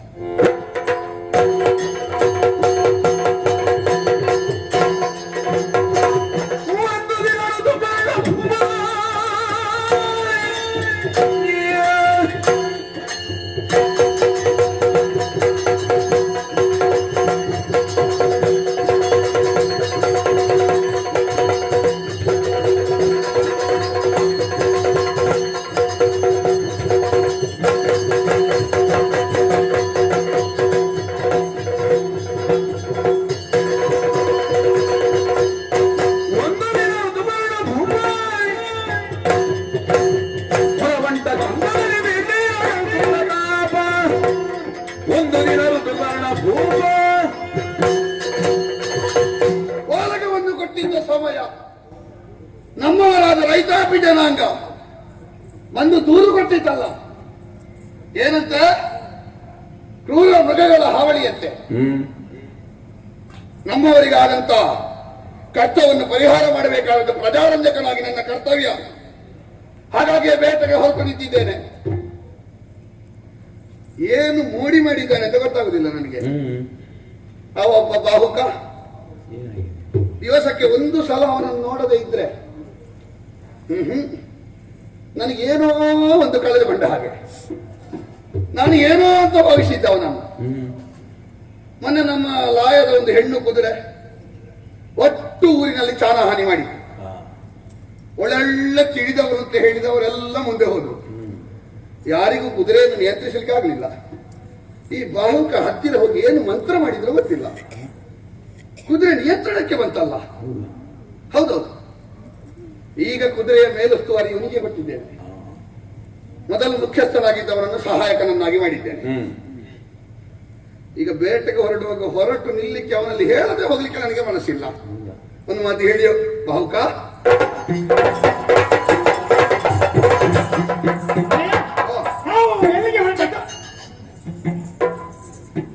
ನಿನ್ನದು ಎಲ್ಲ ಸರಿ ಉಂಟು, ನಾವೆಲ್ಲಿಗೆ ಸರಿ ಇಲ್ಲ. ಏನಾಗಿದೆ? ಮತ್ತೆ ಎಲ್ಲಿಗಾದ್ರೂ ಹೊರಡುವಾಗ ಎಲ್ಲಿಗೆ ಅಂತ ಕೇಳಿದ್ರೆ ಅಪಶಕನ ಅಲ್ವೇನೋ? ರಾಯರೇ, ಎಲ್ಲಿಗಾದ್ರೂ ನಾವು ಹೊರಡುವಾಗ ಬೆಕ್ಕೊಂದು ಅಡ್ಡ ಬಂದ್ರೆ ಅದು ಅಪಶಕುನವೇ. ನೆರೆ ಮನೆಯ ಬೆಕ್ಕು ಅಡ್ಡ ಬಂದ್ರೆ ಅಪಶಕುನ, ತನ್ನ ಮನೆಯ ಬೆಕ್ಕೆ ಅಡ್ಡ ಬಂದ್ರೆ ಅದು ಅಪಶಕುನ. ಮನೆಯ ಬೆಕ್ಕು ನಮ್ಮ ಮನೆಯ ಬೇಕಾದ್ರೆ ಅದೆಂತದ್ದು? ಅದು ಪಾರ್ವತಿ ಕುಳಿತುಕೊಳ್ಳುವ ಯಾಕ್ರವ? ಅದಲ್ಲ, ಬೆಕ್ಕೆ ಅಲ್ವಾ? ಮನೆ ಯಜಮಾನನಿಗೆ ಹೊರಗೆ ಹೋಗ್ಲಿಕ್ಕೆ ಉಂಟು ಅಂತ ಈ ಬೆಕ್ಕು ಎಲ್ಲಿ ಹೋಗೋದು? ಬೆಕ್ಕಿಗೆ ಗೊತ್ತಾಗುದಿಲ್ಲ, ನಿನಗೆ ಗೊತ್ತಾಗುದಿಲ್ವಾ? ಬಟ್ ನಾನು ಮನೆ ಬೆಕ್ಕಿನ ಅಂತೇಳಿ. ಆದ್ರೂ ಎಲ್ಲಿಗೆ ಅಂತ ಕೇಳುದು? ದೂರ ಅಂತ ಕೇಳ್ಬೇಕು. ಆಯ್ತು, ಇನ್ನು ಎಲ್ಲಿಗೆ ಅಂತ ಕೇಳುದಿಲ್ಲ, ದೂರ ಅಂತ ಕೇಳು. ಇನ್ನು ದೂರ ಅಂತಲೇ ಕೇಳ್ಬೇಕು, ಎಲ್ಲಿಗೆ ಅಲ್ಲ. ನಿನಗೆ ಎಲ್ಲಿಗೆ ಇಲ್ಲ ಇದ್ರೆ ಹೋಗುದಿಲ್ವ ಮುಂದೆ? ಆಯ್ತು, ಇನ್ನು ದೂರ ಹೊರಟತ್ರ ಇರೋದಾವ. ನಾನು ಬೇಟೆಗೆ ಹೊರಟು. ನಾನು ಒಮ್ಮೆ ಬರ್ತೇನೆ ಬೇಟೆಗೆ. ಅದು ನಾಳೆ ಪೇಟೆಗೆ ಹೋಗುವಾಗ ಕರೆದುಕೊಂಡು ಹೋಗ್ತೇನೆ. ಈಗ ಬೇಟೆಗೆ ಹೊರಟ ನಾನು. ಬೇಟೆಗೆ ನಾನು ಬರುವುದಿಲ್ಲ, ನಾಚಿಕೆ ಆಗ್ತದೆ ನನಗೆ. ಮತ್ತೆ ಬೇಟೆಗೆ ಯಾಕೆ? ನಿನ್ನ ಕೈಕಾಲು ನೋಡಿದ್ಯಾ? ಎತ್ತು ಒಂದು ಉದ್ದ ಒಂದು ಗಿಡ್ಡ. ಉದ್ದ ಗಿಡ್ಡ ಇದ್ರೆ ನನಗೆ ಒಳ್ಳೇದಾಗುದು. ಯಾಕೆ? ಕಾಡಿನಲ್ಲಿ ಸ್ಥಳ ಎತ್ತರ ತಗ್ಗಲ್ವಾ? ಹೌದು. ಎತ್ತರ ಇದ್ದಲ್ಲಿಗೆ ನನ್ನ ಗಿಡ್ಡ ಇರುವ ಕಾಲ 100, ಹಾ, ತಗ್ಗು ಇರುವಲ್ಲಿಗೆ ಉದ್ದ ಇರುವ ಕಾಲ 100. ಅದು ಸರಿಯಾಗ್ತದೆ. ನಿನಗೆ ಸಮತಟ್ಟಿನಲ್ಲಿ ನಡ್ಲಿಕ್ಕೆ ಕಷ್ಟ ಆಗ್ತದಲ್ಲ. ನನಗೆ ಅಲ್ಲಿಯೇ ಸರಿಯಾಗ್ತದೆ. ಅದು ಹೌದು. ನಾನು ಬೇಟೆಗೆ ಹೊರಡುವಾಗ ಸುಮ್ಮನೆ ಚಿತ್ರದ ಬೇಟೆ ಅಲ್ಲ ಅದು. ಓ, ಅಲ್ಲಿ ಒಂದು ಹುಲಿಯ ಚಿತ್ರ ಉಂಟು ಅಂತ ಹೊಡಿಲಿಕ್ಕೆ. ಅದು ಹುಲಿ ಮೇಲೆ ಹಾರ್ತದೆ. ಅಯ್ಯೋ ದೇವರೇ, ಅದನ್ನು ತಪ್ಪಿಸಿ ಹೊಡಿಬೇಕು. ಅದಕ್ಕೆ ಒಡೆಯ, ನಾನು ಅದನ್ನು ನೋಡಿಕೊಳ್ಳುದಾ ನಿನ್ನನ್ನು ನೋಡಿಕೊಳ್ಳುದಾ? ನನ್ನ ಬಗ್ಗೆ ನಿಮಗೆ ಚಿಂತೆ ಬೇಡ. ಹಾ. ನಾನು ಅಲ್ಲಿರುವಾಗ ಅವರು ನನ್ನನ್ನು ಬಿಟ್ಟು ಹೋಗುತ್ತಲೇ ಇರಲಿಲ್ಲ. ಯಾರು? ಚಕ್ರವರ್ತಿ. ಯಾಕೆ? ನನ್ನನ್ನು ಕರ್ಕೊಂಡು ಹೋದ್ರೆ ಅವರಿಗೆ ಮೃಗಗಳನ್ನು ಹುಡುಕುವ ಒಂದು ಕೆಲಸ ಇಲ್ಲ. ಯಾಕದು? ಮೃಗಗಳು ತಾನಾಗಿ ನಾನಿದ್ದಲ್ಲಿಗೆ ಬರ್ತಿದ್ದು. ಯಾಕೆ ಅದು? ನನ್ನ ಜಾತಿಯ ಒಬ್ಬ ಇದ್ದಾನೆ ಇಲ್ಲಿ ಅಂತ. ಪ್ರಾಣಿಗಳಲ್ಲಿ ಜಾತಿ ಪ್ರೇಮ ಉಂಟಾ? ಒಂದು ಹಂತದವರೆಗೆ ಇರ್ತದೆ, ಮತ್ತೆ ಮರೆತು ಹೋಗ್ತದೆ. ನಾನು ಈ ಜಾತಿ ಸಂಘಟನೆ ಎಲ್ಲ ಮನುಷ್ಯರಲ್ಲಿ ಮಾತ್ರ ಇರುವುದು ಅಂತ ಭಾವಿಸಿ. ಅದು ಏನಾದ್ರೂ ಮಾಡ್ಲಿಕ್ಕೆ ಅಷ್ಟೇ. ಅವುಗಳಲ್ಲಿ ಅದು ಇವುಗಳಲ್ಲಿ ಉಂಟಾ? ಇರ್ತದೆ. ಆದ್ರೆ ಒಂದುಂಟಲ್ಲ, ನಿನ್ನ ಜಾತಿಯದ್ದೇ ಆದ್ರೆ ಆದೀತು, ವಿರೋಧ ಜಾತಿಯದ್ದು ನಿನ್ನ ಮೇಲೆ ಹಾರಿದ್ರೆ ನಾನು ಜನವ? ನನ್ನ ಜೀವದ ಬಗ್ಗೆ ನಿಮಗೆ ಕಾಳಜಿ ಬೇಡ. ನೀನೇ ಹೊಣೆಯ? ನನ್ನ ಪ್ರಾಣಕ್ಕೆ ನಾನೇ ಹೊಣೆ. ನಾನು ಕುದುರೆ ಏರಿ ಹೋಗುದು. ನೀವು ಹೇಳಿದ ಕುದುರೆಯ ಬಾಲ ಹಿಡಿದು ನೇತಾಡಿಕೊಂಡಾದ್ರೂ ನನಗೆ ಬರಲೇಬೇಕು. ಮತ್ತೆ ಏನಾದ್ರೂ ಹೆಚ್ಚು ಕಡಿಮೆ ಆದ್ರೆ ನನ್ನನ್ನು ಹೇಳಕೂಡ. ನಾನು ನಿನಗೆ ನೀನೇ ಹೊಣೆ, ಹೌದಲ್ಲ? ಹೋಗುವ. ಹೋಗೋಣ.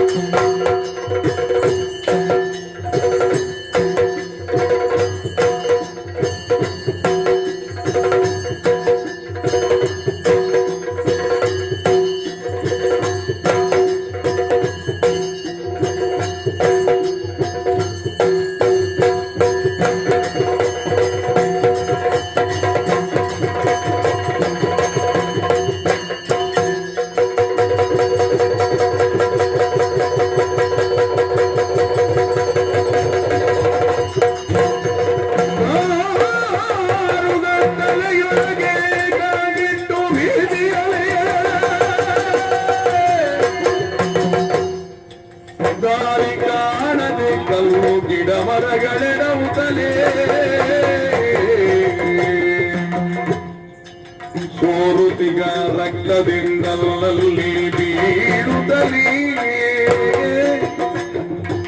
ಧಾರಿಣಿ ಪಾಚುನಯ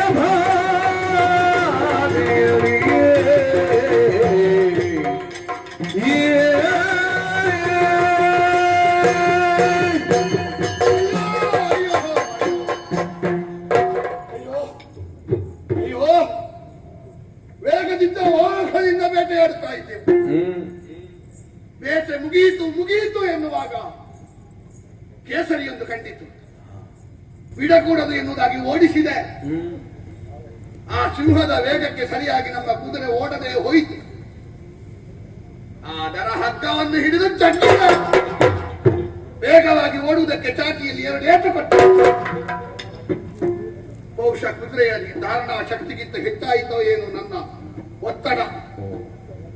ಕುದುರೆ ನನ್ನನ್ನು ಕೆಳಗೆ ಹಾಕಿ ಎಲ್ಲಿಯೋ ಹೋಯಿತು. ಕೆಳಗೆ ಬಿದ್ದ ಪರಿಣಾಮ ಮೈ ಕೈಗೆ ನೋವಾಗಿದೆ. ನೋಡಿದೆ ಎಂದರೆ ದೊಡ್ಡ ವೃಕ್ಷಗಳ ಮಧ್ಯೆ ಬಿದ್ದಿದ್ದೇನೆ. ಮೇಲಿನಿಂದ ಬೆಳಕಿ ಬೀಳುವುದಿಲ್ಲ, ಕತ್ತಲೆಯ ಕಾನನ. ನಡೀತೇನೆ ಅಂತ ಹೊರಟೆ ಕಲ್ಲು ಮುಳ್ಳು ತಾಗಿ ಪಾದದಲ್ಲಿ ರಕ್ತ ಸೋರ್ತಾ ಉಂಟು. ಒಂದು ಕಡೆಯಿಂದ ಮೈ ನೋವು, ಮತ್ತೊಂದು ಕಡೆಯಿಂದ ಧಾರಾಕಾರವಾಗಿ ಸೋರುವ ರಕ್ತ. ನಿತ್ರಾಣ ನಿತ್ರಾಣ. ಕಣ್ಣು ಮಂಜಾಗುತ್ತಾ ಉಂಟು, ದೇಹ ನಡುಗುತ್ತಾ ಉಂಟು, ಬಾಯಾರಿಕೆ, ಹಸಿವೆ, ಇನ್ನು ಬದುಕುವುದೇ ಇಲ್ಲ ಎನ್ನುವ ಸ್ಥಿತಿಗೆ ಬಂದು ಬಿದ್ದಿದ್ದೆ ನಾನು. ಯಾರಿಗೆ ನನ್ನೊಟ್ಟಿಗೆ ಅವೊಬ್ಬ ಇದ್ದ ಪುಣ್ಯಾತ್ಮ. ಅವ ಇದ್ದಾನೋ ಏನು, ಒಂದು ಬದುಕಿಗೆ ಒಂದು ದಾರಿ ಇದ್ರೆ ಅವ ಮಾತ್ರ, ಅವ ಸಿಕ್ಕದಿದ್ರೆ ಹೋಯ್ತೆ ಪ್ರಾಣ. ಕರೆಯುವ ಎಲ್ಲಿದ್ದಾನೆ? ಬಾಹುಕ ಬಾಹುಕ ಬಾಹುಕ.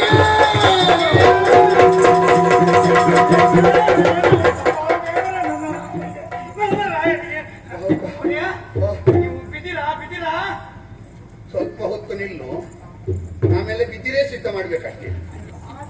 ಮತ್ತೆ ಬಿದ್ದೀರಾ? ಕಾಣುದಿಲ್ಲ ನಿನಗೆ? ರಕ್ತ ಬರ್ತಾ ಉಂಟು, ಕೂಡುದಿಲ್ಲ. ಬಾಹುಕ ಬಾಹುಕ ಬಾಹುಕ, ನಾನು ಬದುಕುದಿಲ್ಲ ಬಾಹುಕ. ನನಗೆ ಅನ್ನ ಕೊಟ್ಟು ಸಾಕಿದ್ದೀರಿ, ಅನ್ನದ ಋಣ ಉಂಟು. ನನ್ನ ಪ್ರಾಣ ಒಂದು ಇದ್ರೆ ನಿಮಗೆ ಏನು ಆಗುದಪ್ಪ? ನಾನು ಬಿಡ್ಲಿಕ್ಕೆ. ನಿನ್ನ ಪ್ರಾಣ ಉಂಟು ಬಾಹುಕ, ನನಗೆ ಪ್ರಾಣ ಉಳಿಸಿಕೊಳ್ಳುವ ತ್ರಾಣ ಇಲ್ಲ. ಏನಾಗ್ತದೆ? ಬಾಯಾರಿಕೆ ಬಾಯಾರಿಕೆ ಬಾಯಾರಿಕೆ. ಬಾಯಾರಿಕೆ ಆಗ್ತದ? ಹೌದು. ನೀರು ಕುಡಿಬೇಕು. ಬಾಹುಕ ತಡೆಯುವುದಕ್ಕಾಗುದಿಲ್ಲ. ಹಸಿವೆ ಹಸಿವೆ ಹಸಿವೆ ಹಸಿವೆ ಆಗ್ತದ? ಹೌದು. ಊಟ ಮಾಡಬೇಕು. ಅವ ನನಗೆ ಬಾಯಾರಿಕೆ ಆದ್ರೆ ನೀರು ಕುಡಿಬೇಕು, ಹಸಿವೆ ಆದ್ರೆ ಊಟ ಮಾಡಬೇಕು ಅಂತ ಬಾಲವಾಟ ಮಾಡ್ತಾ ಇದ್ದಾನೆ. ಇಲ್ಲಿ ನಾನು ಸಾಯ್ತಾ ಇದ್ದೇನೆ, ಅವ ಪಾಠ ಮಾಡ್ತಾ ಇದ್ದಾನೆ.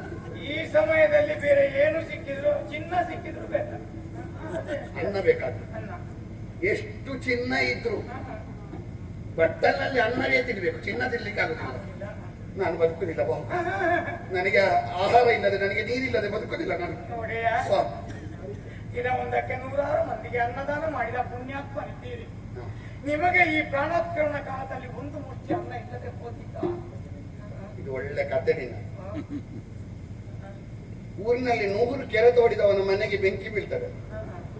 ಓ ಸ್ವಾಮಿ, ನನ್ನ ಮನೆಗೆ ಬೆಂಕಿ ಬಿದ್ದಿದೆ ಅಂತ ಹೇಳುವಾಗ ಹೊರಗಿನಿಂದ ಊರಿನವರು ನಿಂತು ಹೇಳು, ನೀವು 100 ಕೆರೆ ತೋಡಿದವರು ನಿಮ್ಗೆ ನೀರು ಸಿಕ್ಕದೆ ಇರ್ತದ? ಅಲ್ಲಿ ಬೆಂಕಿಯಲ್ಲಿ ಅವ ಸುಟ್ಟು ಸೂಕರಿ ಆಗ್ತಾನೆ. ನಾನು ಯಾರ್ಯಾರಿಗೂ ಅನ್ನ ಕೊಟ್ಟಿದ್ದೇನೆ ಅಂತ ಇಲ್ಲಿ ಗೊತ್ತಿಲ್ಲ ನನಗೆ. ಕೊಟ್ಟದ್ದು ತನಗೆ, ಬಚ್ಚಿಟ್ಟದ್ದು ಬರರಿಗೆ. ನಿಮಗೆ ಪ್ರವಚನ ಹೇಳಲಿಕ್ಕೆ ಈಗ ಹೋಗಿ ಹಾಗಲ್ಲ. ಮತ್ತೆ ನಾವು ಕೊಟ್ಟದ್ದೇನಾದ್ರೂ ಇದ್ರೆ ದೇವರ ಭಂಡಾರದಲ್ಲಿ ಸಂಗ್ರಹ ಆಗಿ ನಮಗೆ ಅಂತ ಮೀಸಲು ಇರ್ತದೆ. ನೀನೀಗ ಹೇಳಿದ್ದೆ ಅಲ್ವಾ, ಅದು ನನ್ನ ಸಂಗ್ರಹದ ಮೊದಲಿನ ಬಾಲಪಾಠದಲ್ಲಿ ಉಂಟು. ನನ್ನದು ತುಂಬ ಉಂಟು ಅಂತ ಬರೆದ ವಾಕ್ಯ. ಈಗ ಹೇಳ್ಬೇಡ, ನಾನು ಮತ್ತೆ 50ಗೆ ಹೋಗಿ ಹೋಗ್ತೇನೆ. ಹಾಗಲ್ಲ. ಮತ್ತೆ ಮತ್ತೆ ನಿಮ್ಗೆ ಆಗ್ಲಿಕ್ಕಿಲ್ಲೋ ಅಂತ ಕಾಣ್ತದೆ. ಎಂತದ್ದು? ಇರುವ ಅನ್ನ ಅದು ಕುದುರೆಗಳಿಗೆ ಬೇಯಿಸುವ ಡಬ್ಬಿಯಲ್ಲಿ ಬೇಯಿಸಿದ್ದು 2-3 ದಿನ ಆಯ್ತು. ತಂಗಳನ್ನ ಅದು ಕರ್ಮ ಈಗ ತಂಗುಳನ್ನ ಬಿಡು, ಹಸಿ ಮಣ್ಣಾದ್ರೂ ಆದಿತ್ತು ಹಾಗಾಗ್ತಾ ಉಂಟು. ಮತ್ತೆ ಅದು ಉಂಟು, ಆದಿಲ್ಲ. ಎಲ್ಲಿ ಉಂಟು? ಅದೋ ಅಲ್ಲಿ ಮರದ ಕೊಠರೆಯಲ್ಲಿ ಕಟ್ಟಿ ಬಂದಿದೆ. ಹೌದಾ? ಹಾಗಾದ್ರೆ ಹೋಗ್ಬೇಡ ನೀನು. ಯಾಕೆ? ಅದು ನಿನ್ನ ಜಾತಿಯವರು ತಿಂದು ಮುಗಿಸಿರ್ಬೋದು. ಯಾರು ಮಂಗಗಳ? ಮತ್ತೆಂತದ್ದು? ನಾನು ಮಂಗ ಜಾತಿಯ. ಮತ್ತೆ ತಲೆ ಸರಿ ಇದ್ರೆ ಪೊಟ್ಟರೆಯಲ್ಲಿ ನಿಂತು ಇಡುವಿಯಾ? ನಾನು ಕಟ್ಟಿದ ಕಟ್ಟು ಯಾವ ಮಂಗನಿಗೂ ಬಿಚ್ಚಲಿಕ್ಕೆ ಸಾಧ್ಯ ಇಲ್ಲ. ಹೌದಾ? ಹ್ಮ್. ಬಿಚ್ಚ ಹೋಗಿತಾರೋ ಹೋಗಿತಾರೋ ಹೋಗಿತಾರೋ ನಾನು ಸಾಯ್ತೇನೆ. ನೋಡಿಯ, ಓ, ಅನ್ನ ಇದ್ದಲ್ಲಿಗೆ ನಾವು ಹೋಗ್ಬೇಕು, ನಾವಿದ್ದಲ್ಲಿಗೆ ಯಾವತ್ತೂ ಅನ್ನ ಬರಲ್ಲ. ಚಕ್ರಾಚಾರವೇ. ಇವನಿಗೆ ಒಂದೊಂದು ಈಗ ನೆನಪಾಗುದು, ದೊಡ್ಡ ದೊಡ್ಡದೆಲ್ಲ ಇದು ಸುಭಾಷಿತಗಳು. ನಾನು ಸಾಯುವಾಗಲ್ಲ ನಿನ್ನದು ಇದು. ಆಗಲ್ಲ. ಮತ್ತೆ ಆಚಾರ ಪ್ರಥಮ ಧರ್ಮ. ಹಸಿವೆ ಆಗ್ತಾರೆ ಅಂತ ಒಟ್ಟು ಮಣ್ಣು ಮುಟ್ಟಿದಾಗಿ ಇಲ್ಲಿಯವರೆಗೆ ಒಂದು ಸರಿಯಾದ ಭಾಷೆಯಲ್ಲಿ ಮಾತಾಡ್ತಿದ್ದೆ, ಈಗ ಶ್ಲೋಕಕ್ಕೆ ಹೋದ. ಕೈ ಕಾಲು ಮುಖ ತೊಳೆದು ಹಾ, ಅನ್ನ ಇದ್ದಲ್ಲಿಗೆ ಹೋಗಿ ಚೆನ್ನಾಗಿ ಕುಳಿತು ಊಟ ಮಾಡಬೇಕು. ಅದಕ್ಕೊಂದು ಆಚಾರ ಅಂತ ಉಂಟು ಮನುಷ್ಯ. ಇದು ನಾನು ಕೈಕಾಲು ಮುಖ ತೊಳಿಲಿಕ್ಕೆ ಹೋದ್ರೆ ನಾನು ಕೈಕಾಲು ಮುಖ ತೊಳಿತೇನೆ ಇಲ್ವೋ, ನನ್ನ ಕುಟುಂಬದವರು ಸ್ನಾನ ಮಾಡ್ತಾರೆ ನಾನು ಸತ್ತದಕ್ಕೆ. ಹಾಗೆ ಮತ್ತೆಂತದು? ಒಡೆಯ, ಓ, ಮತ್ತೆ ನಾನು ಯಾಕಿರೋದು? ಯಾಕಿರುವುದಂದ್ರೆ ನಿಮ್ಮನ್ನು ಆಧರಿಸಿಕೊಂಡು ಹರಿವ ನೀರಿನ ಬಳಿಗೆ ಕರೆದುಕೊಂಡು ಹೋಗಿ ಕೈ ಕಾಲು ಮುಖ ತೊಳಿಸಿ ಅನ್ನ ಇದ್ದಲ್ಲಿಗೆ ನಾನು ಕರೆದುಕೊಂಡು ಹೋಗಿ. ನೀನು ಮತ್ತೆ ನಿನಗೆ ಹೇಳಲಿಕ್ಕೆ ಕೊಡುದಿಲ್ಲ, ಅವನನ್ನು ಎತ್ತಿಕೊಂಡು ಹೋಗುದ. ಸುಮ್ಮನೆ ಅಲ್ಲ, ಎಂತದ್ದು ಮಾತಾಡದಕ್ಕೆ ಅರ್ಥ ಬೇಡ. ಈಗ ನನಗೆ ಈಗೀಗ ಮನಸ್ಸೊಂದು ಆಗುದಿಲ್ಲ. ಮನಸ್ಸಾದ್ರೆ ಮನಸ್ಸು ಮಾಡಿದ್ರೆ ನಿಮ್ಮನ್ನು 3 ಲೋಕಗಳನ್ನ ಆಧರಿಸಿ ಹೌದಪ್ಪ, ನೀನು ಪೃಥ್ವಿ ಮೂರರ ಚಕ್ರವರ್ತಿ ಅಲ್ವಾ? ಹಾಗೆ ಲೋಕವನ್ನು 3 ಲಕ್ಷ ಒಂದೊಂದು ಬಿಟ್ಟನೆ ಬಾಯಿಯಲ್ಲಿ ಸಣ್ಣದಲ್ವ. ಎಂತದು ಸುಮ್ಮನೆ ಆಗ್ಲಿಕ್ಕಿಲ್ಲ, ಸುಮ್ಮನೆ ಸುಮ್ಮನೆ ಹಾ? ನಿಮಗೆ ನನ್ನ ಮೇಲೆ ವಿಶ್ವಾಸ ಉಂಟು. ಹೌದು, ನನಗೆ ನಿಮ್ಮ ಅನ್ನದ ಋಣ ತೀರಿಸಬೇಕು ಅಂತ ಉಂಟು. ನಾನು ಆಧರಿಸಿಕೊಂಡು ಅನ್ನ ಇದ್ದಲ್ಲಿಗೆ ಕಟ್ಟಿಕೊಂಡು ಧೈರ್ಯ ಉಂಟಲ್ಲ ನಿನಗೆ? ಹೌದಲ್ಲ? ಸರಿಯಲ್ವಾ? ಹೋಗುದಲ್ವಾ? ಹೋಗುದೇ ಹೋಗುದಲ್ವಾ? ಹೋಗುದೇ ಹೋಗುದಾ? ಹೋಗುದೇ ಹೋಗುದು ಆಧರಿಸಿ.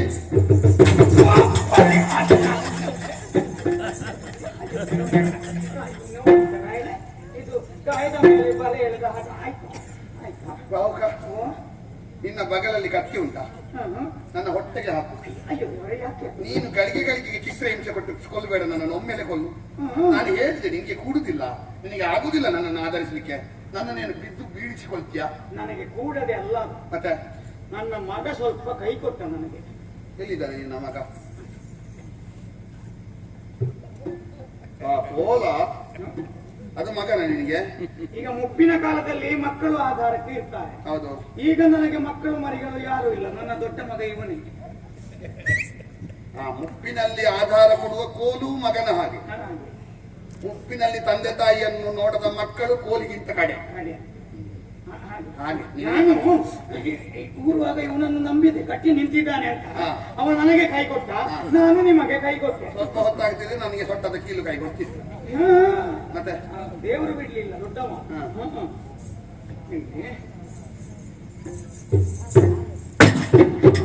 ಚಪ್ಪರಾಗ್ತೀಯ ಕಂಬನ ಈಗ ಸರಿಯಾಗಿ ಯೋಚಿಸಿ ನಾನು ಕಟ್ಟಿ ಊರಿದ್ದವನನ್ನು. ಪೂರಿ ಊರಿ ಇನ್ನೂ ಸಿಕ್ಕೊಳ್ಳಿ, ಕೈ ಕೊಟ್ಟೆ. ಕೈ ಕೊಟ್ಟರೆ ನಾನು ಬಿದ್ದರೆ ಮತ್ತೆ ಹೇಳುದಿಲ್ಲ ಈ ಸಲ. ಈ ಸಲ ನಾ ಬಿದ್ರೆ ನಿಮ್ಮ ಅಡಿಗೆ ಬಿದ್ದು ಮೊದಲು ನಾನು ಸಾಯ್ತೇನೆ. ನನ್ನ ಅರ್ಧ ಪ್ರಾಣ ಹೋಗಿದೆ, ಓ ನನ್ನದು ಇನ್ನು ಸಾಯ್ತೇನೆ ನಾನು ಬಿದ್ರೆ. ಖಂಡಿತ. ಓ ಸರಿ. ಬನ್ನಿ.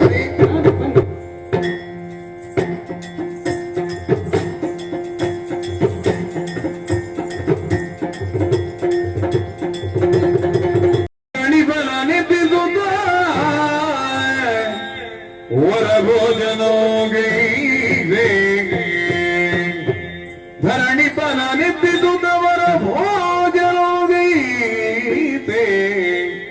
ಹರುಷದೋಳ್ ರುಚಿಕರಕ್ಕೆ ಮೆತ್ತಿ ಬಾಗುಗಗಿಲ್ದ ಇರು ಎನಗೆ ಸೌಖ್ಯದೆವು ರಚಿಸಿಕೊಂಡಡಿಗೆಯು ಪರಮಾತ್ಮ ನೀನೆನೋತ ರುಚಿಕರಕ್ಕೆ ಮೆತ್ತಿ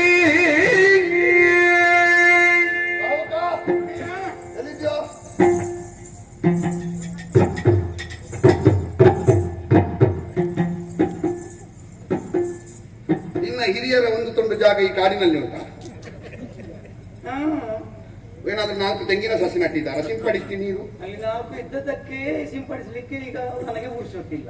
ಮತ್ತೆ ಎಂತದ್ದು ಹೇಳಿ, ನೀರು ಹಾಕೋದು ಎಂತದಕ್ಕೆ ಕೆಲಸ ಕಾಡಿನಲ್ಲಿ? ಊಟ ಮಾಡಿದ ಸ್ಥಳ ಶುದ್ಧ ಮಾಡಿದ್ದು ನಾನು ನೀರು ತೂಗಿಸಿ. ಮೊದಲು ನಿನ್ನ ತಲೆ ಶುದ್ಧ ಮಾಡಬೇಕು. ಈ ಕಾಡಿನಲ್ಲಿ ಶುದ್ಧ ಎಂತದ್ದು? ಒಡೆಯ, ಕಾಡಿನಲ್ಲೋ ನಾಡಿನಲ್ಲ, ಮನುಷ್ಯರು ಊಟ ಮಾಡಿದ ಸ್ಥಳವನ್ನು ಏನಾದ್ರೂ ಪ್ರಾಣಿಗಳು ಬಂದು ಮೂಸಿದ್ರೆ ಊಟ ಮಾಡಿದವನಿಗೆ ಹೊಟ್ಟೆ ನೋವು.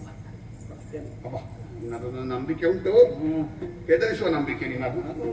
ಇದಕ್ಕೆ ಮೇಲೆ ನಾವು ನಿಂತು 3 ದಿವಸ ಆಯ್ತು ಅಂತ ಹೇಳಿದ್ದೀನಿ, ಹಳಸಿತ್ತು ಅಂತ ಹೇಳಿದ್ದಿ. ಏನು ಊಟ? ಸಾವಿರ ಮಂದಿಯ ಸೇವೆಯಲ್ಲಿ ಇರುವಂತಹ ಋತುಪರ್ಣನಿಗೆ ಜೀವಮಾನದಲ್ಲಿ ಇಲ್ಲಿಯವರೆಗೆ ಮಾಡ್ಲಿಕ್ಕೆ ಆಗದ ಊಟ. ಒಮ್ಮೆ ಸುಮ್ಮನೆ ನೆರೆಯಲ್ಲಿ ಕೊಚ್ಚಿಕೊಂಡು ಹೋಗುವವನಿಗೆ ಮುಳ್ಳಿನ ಮರವು ಹುಲ್ಲು ಕಟ್ಟಿಯೂ ಆಧಾರ ಅಂತಾರೆ. ಹಾಗೆ ಆಸದಿತ್ತು. ಒಮ್ಮೆ ಈ ಊಟ ಮಾಡಿದ್ದೆ ನಾನು. ಎಲ್ಲಿ ಎಲ್ಲಿ ನಳದ ಮೈತಿಯರ ಮದುವೆಯ ದಿವಸ. ಯಾರಿಗೂ ಆಮೇಲೆ ಈ ಊಟ ಮಾಡ್ಲಿಲ್ಲ ನಾನು. ಎಂತದ್ದು ಸುಮ್ಮನೆ ಏನು ರುಚಿ? ಏನು ರುಚಿಯೋ, ಬಿಸಿ ಬಿಸಿ ಮಿಷ್ಟಾನ್ನ ಶಾಹ. ಭಾವುಕ ನೋಡ್ಲಿಕ್ಕೆ ಕಡ್ಡಿ ಹಾಕಿದ್ವಿ, ಇನ್ನ ಕೈಗೆ ಹೊಡೆಯುವಾಗ ಕಬ್ಬಿಣದ ಶಲಾಕೆಗೆ ಹೊಡೆದಾಗೆ ಆಗ್ತಾ ಉಂಟು. ಅದು ಒಂದಿಷ್ಟು ಮಾಂಸದ ಮುದ್ದೆ ಇಲ್ಲ, ಮತ್ತೆ ರಕ್ತ ಅಂತೂ ಇಲ್ಲವೇ ಇಲ್ಲ, ಬರೇ ಎಲುಬು. ಅದು ಕಬ್ಬಿಣದ ಶಲಕೆ ಹಾಗೆ ಅಲ್ಲದೆ ಮತ್ತೇನು ಕರ್ಮ. ಹಾಗೋ ಬಿಡು. ಇದು ನಿನ್ನ ರುಚಿಯಾದ ಅಡುಗೆಗೆ ಮೆಚ್ಚಿದ್ದೇನೆ. ಇನ್ನು ಮುಂದೆ ನಿನಗೆ ಕುದುರೆ ಕಾಯುವ ಉದ್ಯೋಗ ಇಲ್ಲ. ಏನೋ ತಿಳಿಯದೆ ಮಾಡಿದ ತಪ್ಪಿರ್ಬೋದು, ತಿಳಿದು ಮಾಡಲಿಲ್ಲ. ಇಷ್ಟರವರೆಗೆ ಒಂದು ಉದ್ಯೋಗ ಇತ್ತು, ಅದರ ಫಲವಾಗಿ ನನಗೆ ಜೀವನಕ್ಕೊಂದು ಆಧಾರ ಇತ್ತು. ದೊಡ್ಡವರಿಗೆ ಅನ್ನ ಕೊಟ್ರೆ ಹೀಗೆಲ್ಲ ಆಗ್ತದೆ, ಎಲ್ಲ ನನ್ನ ಹೊಟ್ಟೆಗೆ ಕೊಡುದು ಬಿಟ್ಟರೆ ಅಪರಾಧ. ನೀನು ಯಾಕೋ ಅವಸರ ಮಾಡುದು? ಮತ್ತೆ ಉದ್ಯೋಗ ಕುದುರೆ ಕಾಯುವ ಉದ್ಯೋಗ ಇಲ್ಲ ಅಂದೆ, ಉದ್ಯೋಗ ಇಲ್ಲ ಅಂದನೋ? ಬೇರೆ ಉಂಟು. ಬೇರೆ ಉಂಟು. ಏನು? ಇದು ನೀನಿನ್ನು ಮುಂದೆ ಅಡುಗೆ ಮಾಡುತ್ತಾ ಇರು. ನನ್ನನ್ನು ಕಂಡ್ರೆ ಹತ್ತಿರ ಬರುವಾಗ ಮೂಗಿಗೆ ಕೈ ಹಿಡ್ಕೊಂಡು ಬರ್ತಾರೆ. ನಾಚಿಕೆ ಹೇಸಿಗೆ ಆಗ್ತದೆ ಅವರಿಗೆ. ಮತ್ತೆ ನಾನು ಅಡುಗೆ ಮಾಡಿದ್ರೆ ಎಲ್ಲರೂ ಉಣ್ಣುವುದಕ್ಕೆ. ನೀನು ಯಾವಾಗಿನ ಕತೆ ಹೇಳುದು ಮೂಗಿಗೆ ಕೈ ಹಿಡಿದುಕೊಂಡು ಬರುದು? ಮತ್ತೆ ನನ್ನನ್ನು ನೋಡುವಾಗ ಮತ್ತೆ ಈಗ ಮೂಗಿಗೆ ಕೈ ಹಿಡಿದು ನಿನ್ನನ್ನು ನೋಡಿದ್ರ ಮಾತ್ರ ಅಲ್ಲ ಪುಣ್ಯಾತ್ಮ, ಸರಿಯಿತವನನ್ನು ನೋಡಿದ್ರು ಮೂಗಿಗೆ ಮುಸುಕಾಗ್ತಾರೆ. ಅದು ಅಲ್ಲೇ ನೀವು ಬರ್ತದೆ ಅಂತ ಹೇಳ್ತಾರೆ. ಕರ್ಮ ಏನು ಎದೆ ಕರ್ಮ. ಅದೆಲ್ಲ ಅವರ ಆರೋಗ್ಯದ ಬಗ್ಗೆ ಅವರಿಗೆ ಕಾಳಜಿ, ನಿನ್ನ ಬಗ್ಗೆ ಅಸಹ್ಯ ಅಲ್ಲ ಅವರಿಗೆ. ಇಲ್ಲ. ಆದ್ರೂ ನಾನು ಅಡುಗೆ ಮಾಡಿದ್ರೆ ಉಣ್ಲಿಕ್ಕಿಲ್ಲ ಯಾರು ಸುಮ್ಮನೆ. ಈಗ ಯಾರು ಉಂಡದ್ದು? ಈಗ ನೀವು. ಇನ್ನು ನಾನೇ ಉಣ್ಣು. ನಿಮಗೆ ನನಗೆ ಅಡುಗೆ ಮಾಡ್ಲಿಕ್ಕೆ ನೀನೆ. ರಾಜಾಜ್ಞೆ ಮೀರ್ಲಿಕ್ಕೆ ಆಗುದಿಲ್ಲ. ಇದು ಅಡುಗೆ ಮಾಡುವಾಗ ಈ ಕಪ್ಪು ಬಟ್ಟೆ ಎಲ್ಲ ಬೇಡ ಆಯ್ತಾ? ಮತ್ತೆ ಶುಚಿ ಬಟ್ಟೆ ಬೇಕು, ಬಿಳಿ ಬಟ್ಟೆ. ಬಿಳಿ ಬಟ್ಟೆ ನನಗೆ ಈಗ ಬೇಡ. ಮತ್ತೆ ಅದು ಕಡೆಗೊಂದು ದಿನ 10 ಮಂದಿ ನನ್ನನ್ನು ಹೆಗಲ ಮೇಲೆ ಇಟ್ಟುಕೊಂಡು ದಾರಿಯ ಉದಯ್ಯ ವೈಕುಂಠಕ್ಕೆ ದಾರಿ ತೋರಿಸಯ್ಯ ಎಂತದಾಗ್ತದೆ ನಿನಗೆ? ಮೆರವಣಿಗೆ ಕೊಂಡು ಹೋಗುವ. ನಾನು ಹೆಣಕ್ಕೆ ಅಂತ ಹೇಳಿದ್ನ. ಮತ್ತೆ ಬಿಳಿ ಬಟ್ಟೆ ಯಾವಾಗ? ಶುದ್ಧವಾಗಿರ್ಬೇಕು ಅಡುಗೆ ಮಾಡುವವ ಅಂತ. ಸುಮ್ಮನೆ ಇರ್ತೀರಾ ನೀವು? ಏನು? ಬೆಳಿಗ್ಗೆ ಬಿಳಿ ಬಟ್ಟೆ ಉಡ್ತಾರೆ ಅಡುಗೆ ಭಟ್ರುಗಳು, ಸಂಜೆ ನೋಡ್ಬೇಕು ಅವರನ್ನು. ಅದರಿಂದ ಮಸಿ ನೀರಿನ ಹಾಗೆ ಇಳಿಯುತ್ತಿದ್ದಾರೆ. ಬಿಳಿ ಬಟ್ಟೆ ಉಟ್ರೆ ಹೆಚ್ಚು ಕಾಣುದಲ್ವ ಕೊಳೆ? ಬಟ್ಟೆಯ ಬಣ್ಣ ಯಾವುದಾದ್ರೇನು, ಶುಚಿ ಇದ್ರೆ ಆಯ್ತು. ಇದೇ ಅದಕ್ಕೆ ಕಪ್ಪು ಬಟ್ಟೆ ಅಂದ್ರೆ ಕಪ್ಪು ಬಟ್ಟೆ. ನನಗೆ ಅಡುಗೆ ಮಾಡಬೇಕಿದ್ರೆ ನನಗೆ ಕಪ್ಪು ಬಟ್ಟೆಯೇ ಬೇಕು. ಆದ್ರೆ ಭಟ್ರಿಗೆ ಒಂದು ಭಾವುಕ ಭಟ್ರು ಅಂತ ಹೆಸರು ಇರ್ತದೆ. ಬ್ರಾಹ್ಮಣರಿಗೆ ಅಂತ ಹೆಸರಿಲ್ಲ. ಹೆಸರು ಬದಲಿಸುವನ ಅಂತ. ಬದಲಿಸೋಣ. ಹೇಗೆ ಇಡುದು ಆಗಿದ್ರೆ? ಇದು ಪುಟ್ಟಣ್ಣಯ್ಯ ಭಟ್ರು ಅಂತ ಇಡುವನ? ಪುಟ್ಟಣ್ಣಯ್ಯ ಆದಿತ್ತು. ಒಟ್ಟು ಕಣ್ಣಯ್ಯ ಅಲ್ವ, ಪುಟ್ಟಣ್ಣಯ್ಯ. ಪುಟ್ಟಣ್ಣಯ್ಯ ಹೌದಾ? ಇನ್ನು ಮುಂದೆ ನೀನು ಅಡುಗೆ ಭಟ್ಟ ಪುಟ್ಟಣ್ಣಯ್ಯ, ಅಡುಗೆ ಭಟ್ಟ ಪುಟ್ಟಣ್ಣಯ್ಯ, ಅಡುಗೆ ಭಟ್ಟ ಪುಟ್ಟಣ್ಣಯ್ಯ.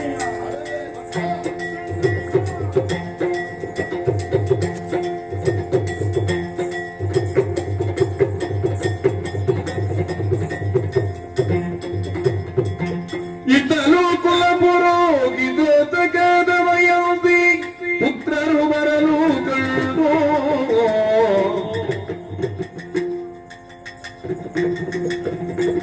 ಕಿತ್ತದೋಟಗಳುತ್ತ ಭೀಮರಾಯನೋ ಬೇಗ ಎತ್ತಿಕೊಳ್ಳಿರಿಸಿಕೊಂಡು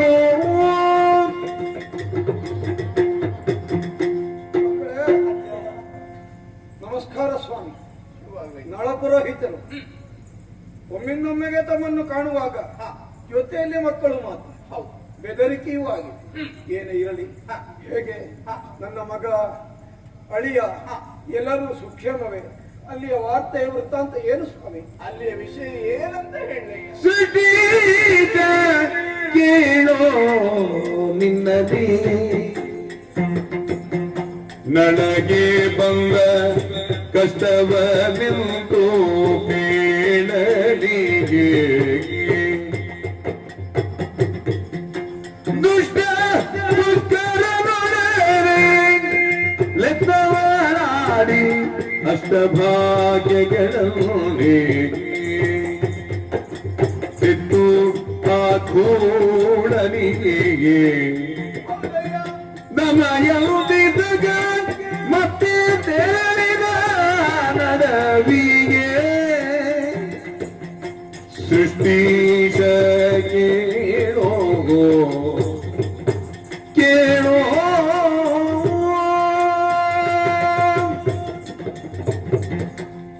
ಮಹಾರಾಜ.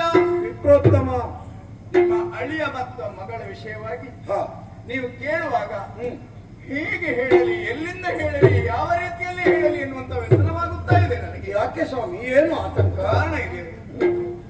ಒಂದು ದಿನ ಇದ್ದಕ್ಕಿದ್ದ ಹಾಗೆ ತಮ್ಮನಂತ ಪುಷ್ಕರನ ಆಗಮನವಾಯಿತು. ಓಹೋ. ಆ ಸಮಯದಲ್ಲಿ ಸರಸಕ್ಕಾಗಿ ಆದ್ರೂ ಒಂದು ಜೂತವನ್ನು ಆಡೋಣ ಅಣ್ಣ ಅಂತ ಒಪ್ಪಿಸಿದ ಅಣ್ಣನನ್ನು. ಸುಹೃದ್ಯೂತ. ಹೌದು, ಈರವರು ಸರಸಕ್ಕಾಗಿ ಪ್ರಥಮದಲ್ಲಿ ಜೂತ್ಯವಾಡಿದ್ರು, ಅದು ಸರಸಕ್ಕಾಗಿ ಉಳಿಯಲಿಲ್ಲ. ಅದು ವಿರಸವಾಯಿತು. ಅಂದ್ರೆ ಪೌರುಷ ಪಂಥದೊಂದಿಗೆ ಜೂತ್ಯ ಮುಂದುವರಿಯುತ್ತಾ ಇತ್ತು. ಪಂಥದೊಂದಿಗೆ ಹೌದು, ಪಣಚ್ಯುತವಾಯಿತೆ. ಹೌದಯ್ಯ.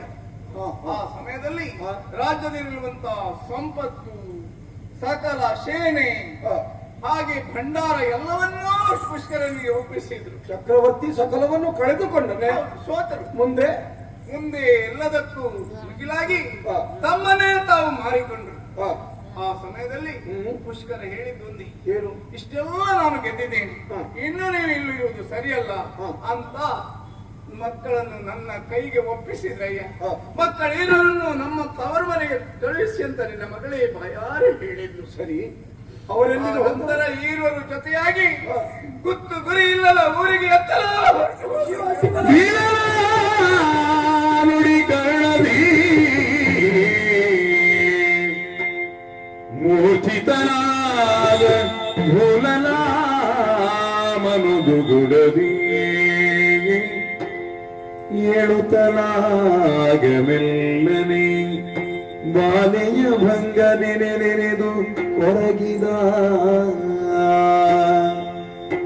ಕಡು ಮುದ್ದು ಎನ್ನ ಗಿಣಿಯನೇ ಕೊಂಡೊಯ್ದು ಪಾಪಿ ಅಡವಿಗೆ ಗುರಿಗೈದನೇ ಹುಡುಗಿ ತರುವರೆಯಾರಿನೋ ಕಾಣದೆ ನಿಮಿಗ ಒಡವಿಯೊಳಿರಲಾರೆನೋ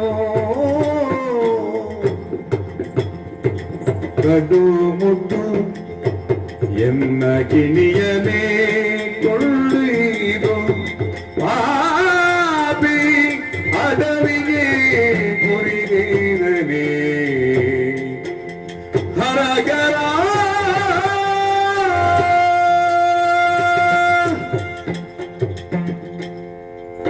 ಒಳದಿದ್ದೀರಿ ವಿಶ್ರಾಂತಿ. ಆಗಿದೆ. ಹೋಗಿ ಮಕ್ಕಳಲ್ಲಿ ಮತ್ತೆ ಕಾಯ್ತಾ ಇದ್ದಾರೆ. ಛೇ, ಎಂತಹ ದಯನೀಯವಾದಂತಹ ಸ್ಥಿತಿ ನನ್ನದು. ಈ ವೃದ್ಧಾಪ್ಯದಲ್ಲಿ ಇಂತಹ ಆಘಾತಕಾರಿಯಾದಂತಹ ವಾರ್ತೆಯನ್ನು ಸಹಿಸಿಕೊಳ್ಳುವ ಕ್ಷಮತೆ ನನ್ನಲ್ಲಿಲ್ಲ. ಕಡೆ ಮುತ್ತಿನಿಂದ ಪ್ರೀತಿಯಿಂದ ಗಿಣಿಯಂತೆ ಸಾಕಿ ಸಲಹಿದ ಮಗಳನ್ನು ಕಾಡುಪಾಲು ಮಾಡಿಬಿಟ್ಟನೇ ನಳ. ಛೇ, ಏನು ಮಾಡಲಿ ಈ ವಾರ್ತೆಯನ್ನು ಕೇಳಿದ ಮೇಲೆ ಅಡಿಗಡಿಗೆ ಮತ್ತೆ ನನ್ನ ಮಗಳ ನೆನಪಾಗುತ್ತಾ ಇದೆ. ಮಕ್ಕಳಿಲ್ಲ ಎನ್ನುವ ಕೊರಗಿನಲ್ಲಿ ಇರುವಾಗ ಕರುಣೆಯಿಂದ ಯಮ ಮಹರ್ಷಿಗಳ ಆಶೀರ್ವಾದದಿಂದಾಗಿ ಪ್ರಾಪ್ತಿಸಿಕೊಂಡಂತಹ ಸಂತಾನವನ್ನು ಇಂದಿಗಾಗುವಾಗ ಈ ರೀತಿಯಾಗಿ ಅತಾಂತರವಾಗಿ ಅನಾಥವಾಗಿ ಎಲ್ಲಿಯೋ ಇದೆ ಎನ್ನುವುದನ್ನು ಕೇಳಿ ಹೇಗೆ ಸಹಿಸಿಕೊಳ್ಳಲಿ. ಮಗಳನ್ನು ಕಾಣದೇ ಇದ್ದನೆಂದಾದರೆ ನಿಶ್ಚಯವಾಗಿಯೂ ನಾನು ಈ ಪ್ರಪಂಚದಲ್ಲಿ ಬದುಕಿ ಉಳಿಯುವುದಿಲ್ಲ. ಹೇಗಾದರೂ ಸರಿ ಅವಳನ್ನು ಶೋಧಿಸಬೇಕು. ಯಾರು ಈ ವಯಸ್ಸಿನಲ್ಲಿ ನನ್ನಿಂದ ಸಾಧ್ಯವಾದೀತೆ ಚಿಂತಿಸುವುದಲ್ಲ, ಯೋಚಿಸಬೇಕು. ಸರಿ ಇದ್ದಾರೆ ಸಮರ್ಥರಾದಂತಹ ನನ್ನ ಪುರೋಹಿತರು, ವಿಪ್ರೋತ್ತಮರು, ಸುದೇವ ಭಟ್ಟರು. ಯಾರಲ್ಲಿ ಪುರೋಹಿತರನ್ನು ಬರಹೇಳಿ ಮಹಾರಾಜ ಒಂದು ನಮಸ್ಕಾರ. ಕೇಳಿಸಿಕೊಂಡಿರಬೇಕು. ತಾವು ಹೌದು, ಸಭೆಯಲ್ಲಿ ಮಂಡಿಸಿದ್ದೆ ನನ್ನ ಆಸನದಲ್ಲೇ. ಆ, ಸಭಾ ಸಮ್ಮುಖಕ್ಕೆ ನನ್ನನ್ನ ಕರೆದಿದ್ದೀರಿ. ಹೌದು, ಯಾಕೆ ಅಂತ ಆಗ್ಲಿಲ್ಲ. ಒಂದು ಪ್ರಾರ್ಥನೆ ಉಂಟು. ಏನು? ಅರಿತರು ಹನುಬೇಕು ಜಗವೆಲ್ಲ ತಿರುಗಿ ತರಣೆಯಲ್ಲಿರ್ಪಳೆನುವ ನಿಧಾನವನೋ ಅರಿತರು ಜಗವೆಲ್ಲ ತಿರುಗಿ ತ್ವರಿತದೋಡೆನುದಾಗ ಚರಣದೋಡೆರಗಿ ಹರಿಯದಿನ್ನೋರ್ವರುಳು ದಯವಿಟ್ಟು ನೀನೋ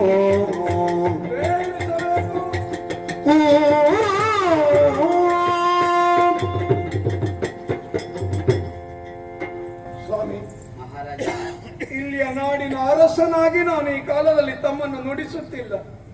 ಅಂದ್ರೆ ಮಗಳನ್ನು ಕಳೆದುಕೊಂಡಂತಹ ದಗ್ಧ ಮನಸ್ಕನಾಗಿ ನನ್ನದೊಂದು ವಿನಂತಿ, ಹೇಗಾದರೂ ಸರಿ ಈ ಲೋಕದಲ್ಲಿ ನನ್ನ ಮಗಳು ಎಲ್ಲಿಯೇ ಇರಲಿ, ಎಂತಾದರೂ ಅವಳನ್ನು ಶೋಧಿಸಿ ಆದಷ್ಟು ಬೇಗ ಅವಳಿರುವ ವಿಚಾರ ಎಡೆ ಇತಿ ಗತಿಗಳನ್ನು ನನಗೆ ತಿಳಿಸಬೇಕೆಂದು ಸೆರಗೊಡ್ಡಿ ಬೇಡಿಕೊಳ್ಳುತ್ತಿದ್ದೇನೆ. ಮಹಾರಾಜ, ಈ ಕಾರ್ಯವನ್ನು ತಾವು ಪೂರೈಸಿಕೊಟ್ಟಿರಿ ಎಂದಾದರೆ ನನ್ನ ರಾಜ್ಯದ ಅರ್ಧ ಭಾಗವನ್ನೇ ತಮಗೆ ಕೊಡುತ್ತೇನೆ. ಛೇ, ಎಂತ ಮಾತನಾಡ್ತಾ ಇದ್ದೀರಾ? ಯಾಕೆ ಸ್ವಾಮಿ? ದಯನೀಯ ಸ್ಥಿತಿ ನಿಮ್ಮ ಪಾಲಿಗಾಗಿದೆ. ಹೌದು ಮಗಳನ್ನ ಕಳ್ಕೊಂಡಿದ್ದೀರಾ ಎನ್ನುವ ಚಿಂತೆ. ಹೌದು, ಹಾಗಿದ್ರೆ ಹುಡುಕಬೇಕು ನೀವು ಪುರೋಹಿತರ ಎನ್ನುವ ಹಾಗೆ ನನ್ನಲ್ಲಿ ಕೇಳುವುದು. ವಿನಂತಿ ಕೇಳುವುದಲ್ಲ, ಓ ನೀವು ಅಪ್ಪಣೆ ಮಾಡಬೇಕು. ಛೇ ಛೇ, ಯಾಕೆ? ಓ, ನಿಮ್ಮದಂತಹ ಈ ಅರಮನೆಯಲ್ಲೇ ಇದ್ದುಕೊಂಡು ಆ, ಸದಾ ಪೌರೋಹಿತ್ಯವನ್ನು ಮಾಡುವಂತಹ ಭಾಗ್ಯ ನನಗೆ ಸಿಕ್ಕಿದೆ.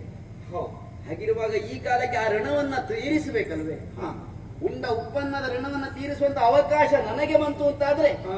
ಅದಕ್ಕಿಂತ ಮಿಗಿಲಾದುದು ಬೇರೇನು? ಆ, ದುಃಖಿಸಬೇಡಿ. ಓ. ಇಂದಿನಿಂದ 1 ತಿಂಗಳ ಒಳಗಾಗಿ ನಿಮ್ಮ ಮಗಳು ಎಲ್ಲೇ ಇದ್ರು ನಾನು ಹುಡುಕಿ ಬರ್ತೇನೆ. ಆಗಲಿ ತಮ್ಮ ಪ್ರಯಾಣಕ್ಕೆ ಅನುಕೂಲವನ್ನು ಒದಗಿಸಿಕೊಳ್ಳಿ.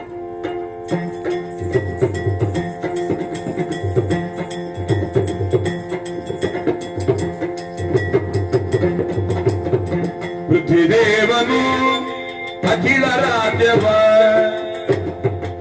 ಸುದ್ದಿಗಣಿ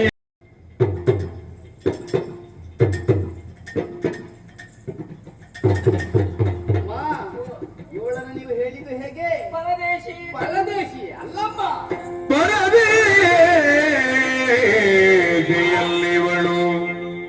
ನಿನಗೆ ಅಕ್ಕನ ಮಗಳು,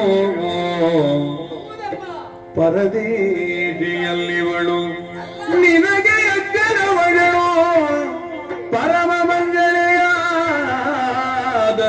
ದಮಯಂತಿ ನೋಡೆನಲ್ ಉರುತರದ ಸಂತಾಪವಿತು ಬಂದ ಕ್ಷಣದಿವು ಪರದಿ ತರಳೆಯ ನುಡಿದನು,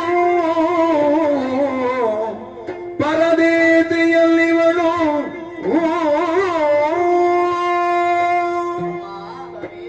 ಏನನ್ನ ಆಡ್ತಾ ಇದ್ದೀರಾ ನೀವು? ಪರದೇಶಿ ಅಲ್ಲಮ್ಮ, ಅಲ್ಲ.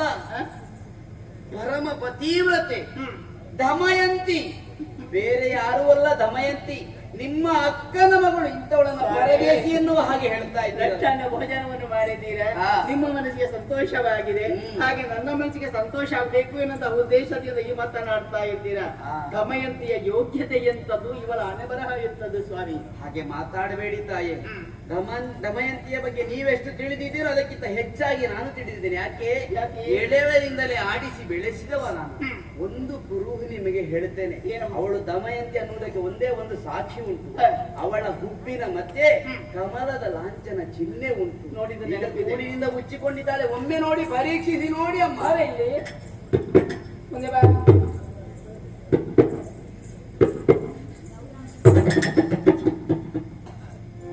ನೀನು ದಮಯಂತಿ ಹೋಗಿ ಸ್ಥಿರವಾಗಿ ಎರುಗೋ ನೀನಾರೆಯೋದು ಎಲ್ಲೊಡನೆ, ಸ್ಥಿರವಾಗಿ ಎರುಗೋ ನೀನಾರೆಯೋದು ಎಲ್ಲೊಡನೆ, ಮರೆ ಮಾಡಿದರೆ ನಿನ್ನ ತಂದೆ ತಾಯಿಗಾಣೆ, ಎನ್ನಾಣೆ ನನ್ನಾಣೆ, ಎಳೆ ಶಿಶುಗಳಾಣೆ, ನಿನ್ನ ಮಕ್ಕಳಾಣೆ ಅಲ್ಲಿ ಕೇಳ್ತಾ ಇದ್ದೇನೆ. ನಳನಾಣೆಗೆ ಹೌದೇ, ಮೆರೆವ ದಮಯಂತಿಯಲ್ಲವೇ ನೀನು ಪೇರೆನಲ್, ಸ್ಥಿರವಾಗಿ ನಿಜವಾಗಿ ಹೇಳು. ಸ್ಥಿರವಾಗಿ ಅಗುದೆಂದಳು ಅರುಗು ನೀನಾರೆವು.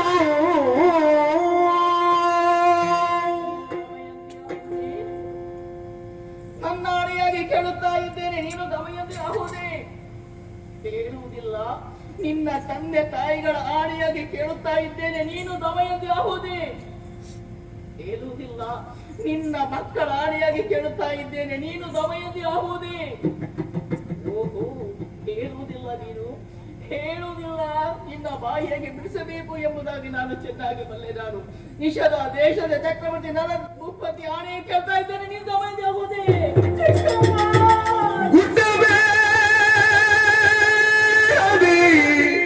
ಕೊರಳ ಕೊಯ್ದೆಯ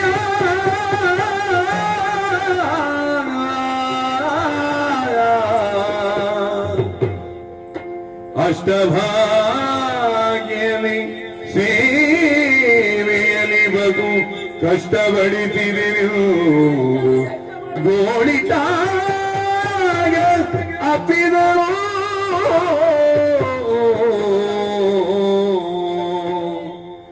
ಗುಡ್ಡ ಬೇಡದೆ ಕೊರಳ ಕೊಯ್ದೆಯ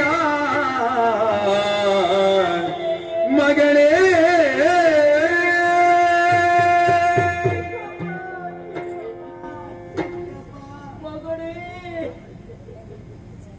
ಗುಟ್ಟನ್ನು ಬಿಚ್ಚದೆ ನನ್ನ ಕೊರಳನ್ನು ಕತ್ತರಿಸಿದೀಯ ಮಗಡೆ. ನೀನು ಬೀದಿಯಲ್ಲಿ ತಿರುಗಾಡ್ತಿರುವಂತಹ ವೇಳೆಯಲ್ಲಿ ನಿನ್ನನ್ನು ಕಂಡು ಒಳಗೆ ಕರೆದುಕೊಂಡು ಬಂದೆ ನಾನು. ಹಾಗೆಂದು ನಿನ್ನ ಇಷ್ಟೆಲ್ಲ ಕಷ್ಟಪಡಿಸಿದೆ ನಾನು. ಆದರೂ ನನ್ನ ಮನಸ್ಸಿನಲ್ಲಿ ಒಂದು ಪ್ರೀತಿ ವಾತ್ಸಲ್ಯ ಎಂಬುದು ಇತ್ತು, ಆದರೆ ಅದನ್ನು ತೋರ್ಪಡಿಸಲಿಲ್ಲ ನಾನು.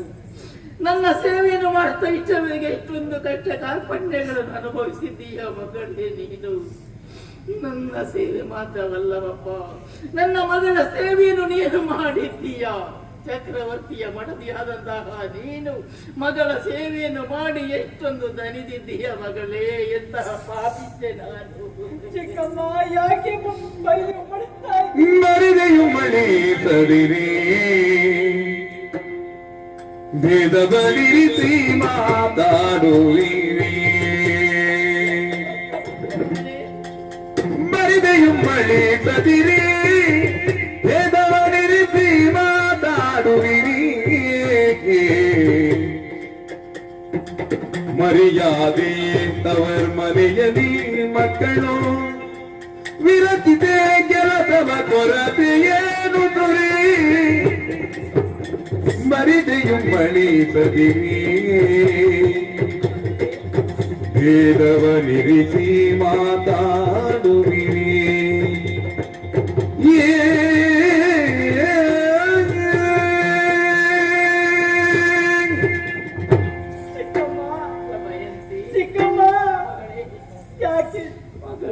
ಯಾಕೆ ದುಃಖವನ್ನು ವ್ಯಕ್ತಪಡಿಸ್ತಾ ಇದ್ದೀರಿ? ಯಾಕೆ ದುಃಖವನ್ನು ಇಷ್ಟೊಂದು ಕಷ್ಟಪಡಿಸಿದೇನಲ್ಲ ಎನ್ನುತ್ತ ದುಃಖದ ಪಾಡಿಗೆ ಮಗಡಿ.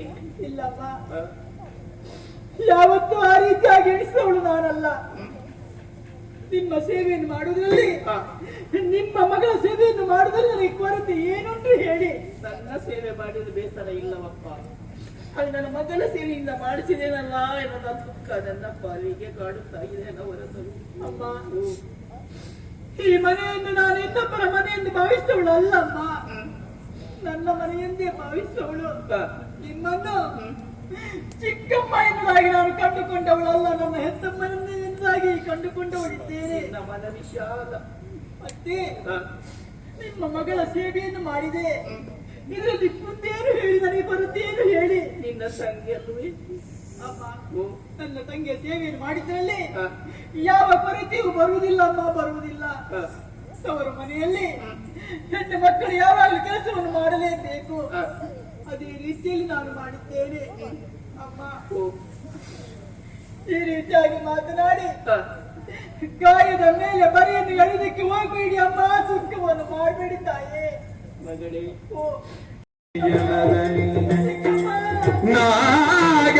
ನಾಗವೇಣಿಯನಪ್ಪಿ ಬೀಗುಡಿ ಸಾಗಿ ಕುಂಡಿನ ಪುರವನೋ ಕಂಡರೋ ಸಾಗುತ್ತ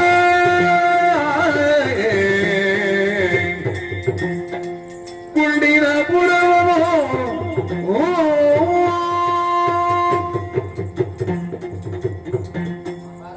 ಹೋದ ಕಾರ್ಯ ಅಣ್ಣಾಯ್ತೆ. ಎಲ್ಲಿ ನನ್ನ ಮಗಳು?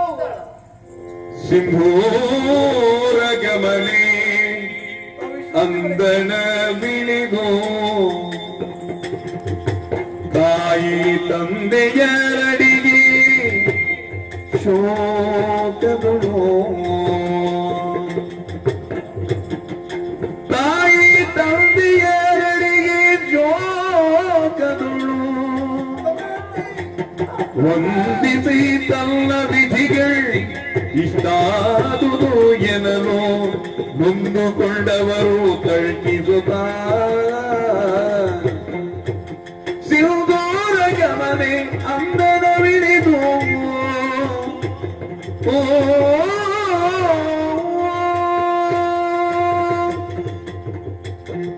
ದಮಯಂತಿ ದಮಯಂತಿ ಒಂದು ಹಾ, ಸೌಭಾಗ್ಯ ಲಕ್ಷ್ಮಿಯಂತೆ ಕಳಿಸಿಕೊಟ್ಟವರು ನೀವು ನಿಶ್ಚಿತ ರಾಜ್ಯಕ್ಕೆ. ಹೌದಮ್ಮ. ಆದ್ರೆ ಓ, ಈ ಹೊತ್ತಿನಲ್ಲಿ ದರಿದ್ರ ಲಕ್ಷ್ಮಿಯಾಗಿ ಬಂದು ನಿಮ್ಮ ಪಾದವನ್ನು ಹಿಡಿದಿದ್ದೇನೆ ತಂದೆ. ಹಾಗನ್ನದಿರು ತಾಯೇ, ಹಾಗನ್ನದಿರು. ನೋಡಮ್ಮ, ಈ ಜಗತ್ತಿನಲ್ಲಿ ಕಷ್ಟಗಳು ಬಂದದಗುವುದು ಮನುಷ್ಯರಿಗೆ, ಕಲ್ಲು ಮರಗಳಿಗೆ ಬರುವುದಿಲ್ಲ. ಕಷ್ಟ ಬಂದಾಗ ಧೃತಿಗಳ ಕೊಡದು, ಸಮಾಧಾನಿಸು ಸಮಾಧಾನಿಸು. ಛೇ, ಅದು ನೋಡು ಮಕ್ಕಳು ಮಕ್ಕಳಿದ್ದಾರೆ. ಮಕ್ಕಳೇ, ಹೇಳಿ ಮಕ್ಕಳೇ, ಹೇಳಿ. ಇಷ್ಟರಲ್ಲಿ ಇದ್ದೇ ಬಂದು ಅಮ್ಮ ಮಕ್ಕಳೇ, ಒಬ್ಬರೇ ಬಂದಿದ್ದೀರಲ್ಲ, ತಂದೆ ಎಲ್ಲಿದ್ದಾರೆ? ಅಯ್ಯೋ ಅಪ್ಪಯ್ಯ, ಈ ಮಕ್ಕಳ ಪ್ರಶ್ನೆಗೆ ನಾನು ಯಾವ ಬಾಯಿಂದ ಉತ್ತರಿಸಲಿ ಹೇಳಿ.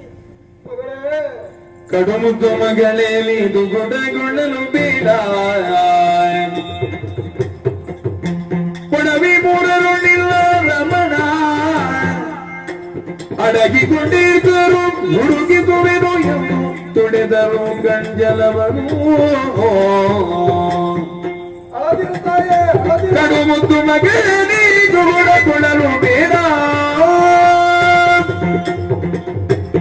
ಕೂಡದಮ್ಮ, ನನ್ನ ಮಡಿಲಿಗೆ ಬಂದು ಬಿದ್ದಿರುವೆ, ಹಾಗಾಗಿ ಸಮಾಧಾನಿಸು ಸಮಾಧಾನಿಸು. ಮಕ್ಕಳೇನ ಕೇಳುತ್ತಾ ಇದ್ದಾರೆ. ಒಡವಿ ಮೂರರಲ್ಲಿ ನಿನ್ನ ರಮಣನು ಅದೆಲ್ಲ ಇರಲಿ, ನಾನು ಹುಡುಕಿಸಿ ತರುತ್ತೇನೆ. ಹೌದೇ? ಬೇರೆ ಬೇರಾದಂತಹ ನಿಮ್ಮ ದಾಂಪತ್ಯವನ್ನು ಒಂದುಗೂಡಿಸುತ್ತೇನೆ. ಧೈರ್ಯ ತಾಳು, ಧೈರ್ಯ ತಾಳು. ಮಕ್ಕಳೇ, ನಿಮ್ಮ ಅಜ್ಜಿಯಲ್ಲಿ ಕರೆದುಕೊಂಡು ಹೋಗಿ ಅಮ್ಮನನ್ನು. ಸುದೇವ ಭಟ್ಟರೇ,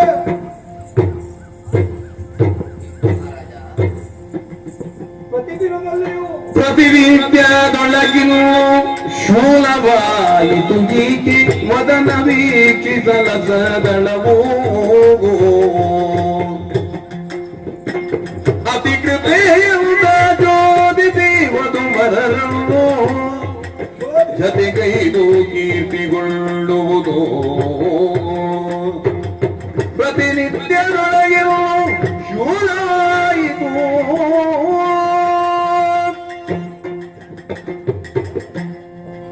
ಉತ್ತಮರೇ. ಮಹಾರಾಜ ಈಗಲಾದ್ರೂ ಮನಸ್ಸಿಗೆ ಸಂತೃಪ್ತಿ ಆಯ್ತದೆ. ಅರೆ ಘಳಿಗೆ ಆಯಿತು, ಮರು ಘಳಿಗೆಯಲ್ಲಿ ಮಕ್ಕಳು ಅಪ್ಪನಲ್ಲಿ ಅಪ್ಪನಲ್ಲಿ ಎಂದು ಪ್ರಶ್ನೆಯನ್ನು ಕೇಳುವಾಗ ಉತ್ತರಿಸಲಾಗದೆ ಆನಂದ ಮಗಳು ಕಣ್ಣೀರು ಕರೆಯುವುದನ್ನು ಕಾಣಲಾಗುವುದಿಲ್ಲ ಸ್ವಾಮಿ, ಕಾಣಲಾಗುವುದಿಲ್ಲ. ಹಾಗಿದ್ರೆ ಮುಂದೆ ಪ್ರತಿನಿತ್ಯದಲ್ಲಿಯೂ ಈಕೆಯ ಮುಖವನ್ನು ನೋಡುವಾಗ ಆ, ನೋವಿನ ಶೂಲವು ನನ್ನ ಎದೆಯನ್ನು ಇರಿದಂತ ಅನುಭವ ನನಗೆ ತಪ್ಪಿದುದಲ್ಲ. ಹಾಗಾಗಿ ಮರಳಿ ಮತ್ತೊಮ್ಮೆ ತಮ್ಮಲ್ಲಿ ನಾನು ಕೈಮುಗಿದು ಪ್ರಾರ್ಥಿಸಿಕೊಳ್ಳುವುದು. ಏನು ಮಹಾರಾಜ ಅದು? ನನ್ನ ಮಗಳೆಂದಲ್ಲ, ಆ, ತಮ್ಮ ಮಗಳೆಂದೂ ಬಗೆದು ವಿಘಟಿತವಾದಂತಹ ಇವರ ದಾಂಪತ್ಯವನ್ನು ಆ, ಸಂಘಟನೆಗೊಳಿಸುವಲ್ಲಿ ಮಹದುಪಕಾರವನ್ನು ಮಾಡಬೇಕು. ನಳಭೂಪತಿ ಅದೆಲ್ಲೇ ಅಡಗಿಕೊಂಡಿರಲಿ, ಅವನ ಇರುವಿಕೆಯನ್ನು ಶೋಧಿಸಿ ನಮಗೆ ತಿಳಿಸುವಂತಹ ಒಂದು ಉಪಕಾರ ಮಾಡಬೇಕು. ಉಪಕಾರ ಮಾಡಬೇಕು. ಉಪಕಾರ ಅಂತ ಆಡಬೇಡಿ. ನಿಮ್ಮ ಕಷ್ಟವನ್ನ ಪೂರ್ಣವಾಗಿ ದೂರೀಕರಿಸಬೇಕಾದದ್ದು ನನ್ನ ಕರ್ತವ್ಯ. ಹಾಗೆ. ಆದಷ್ಟು ಶೀಘ್ರದಲ್ಲಿ ನಿಮ್ಮ ಮಾತನ್ನು ನೆರವೇರಿಸಿ. ಆಗಲಿ ಸ್ವಾಮಿ, ತಮ್ಮ ಮಾತು ಸತ್ಯವಾಗಲಿ, ಸತ್ಯವಾಗಲಿ.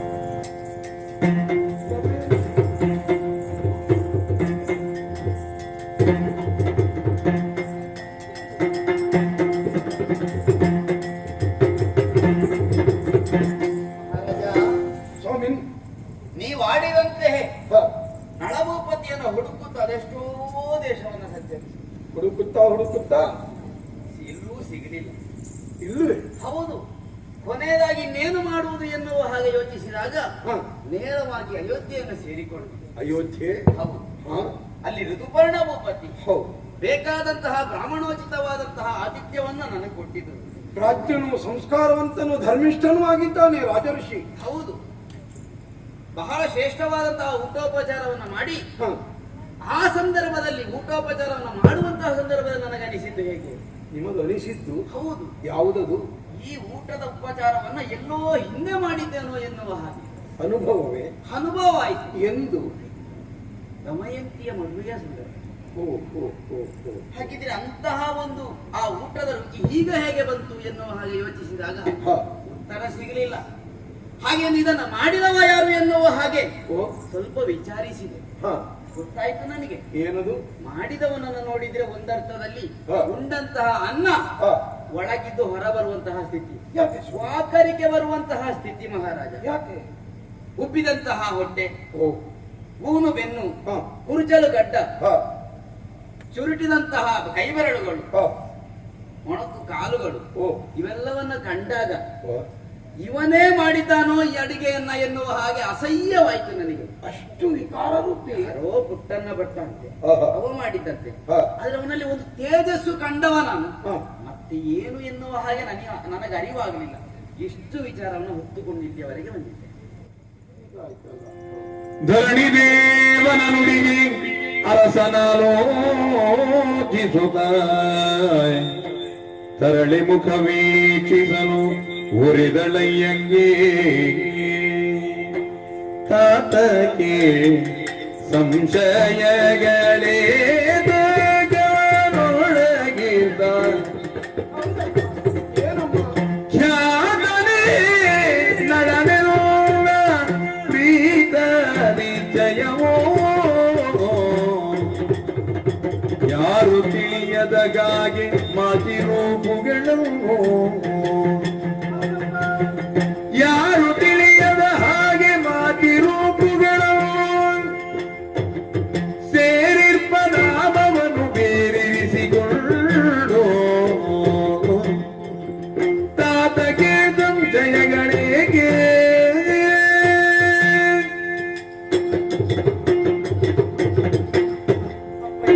ದಮಯಂತಿ.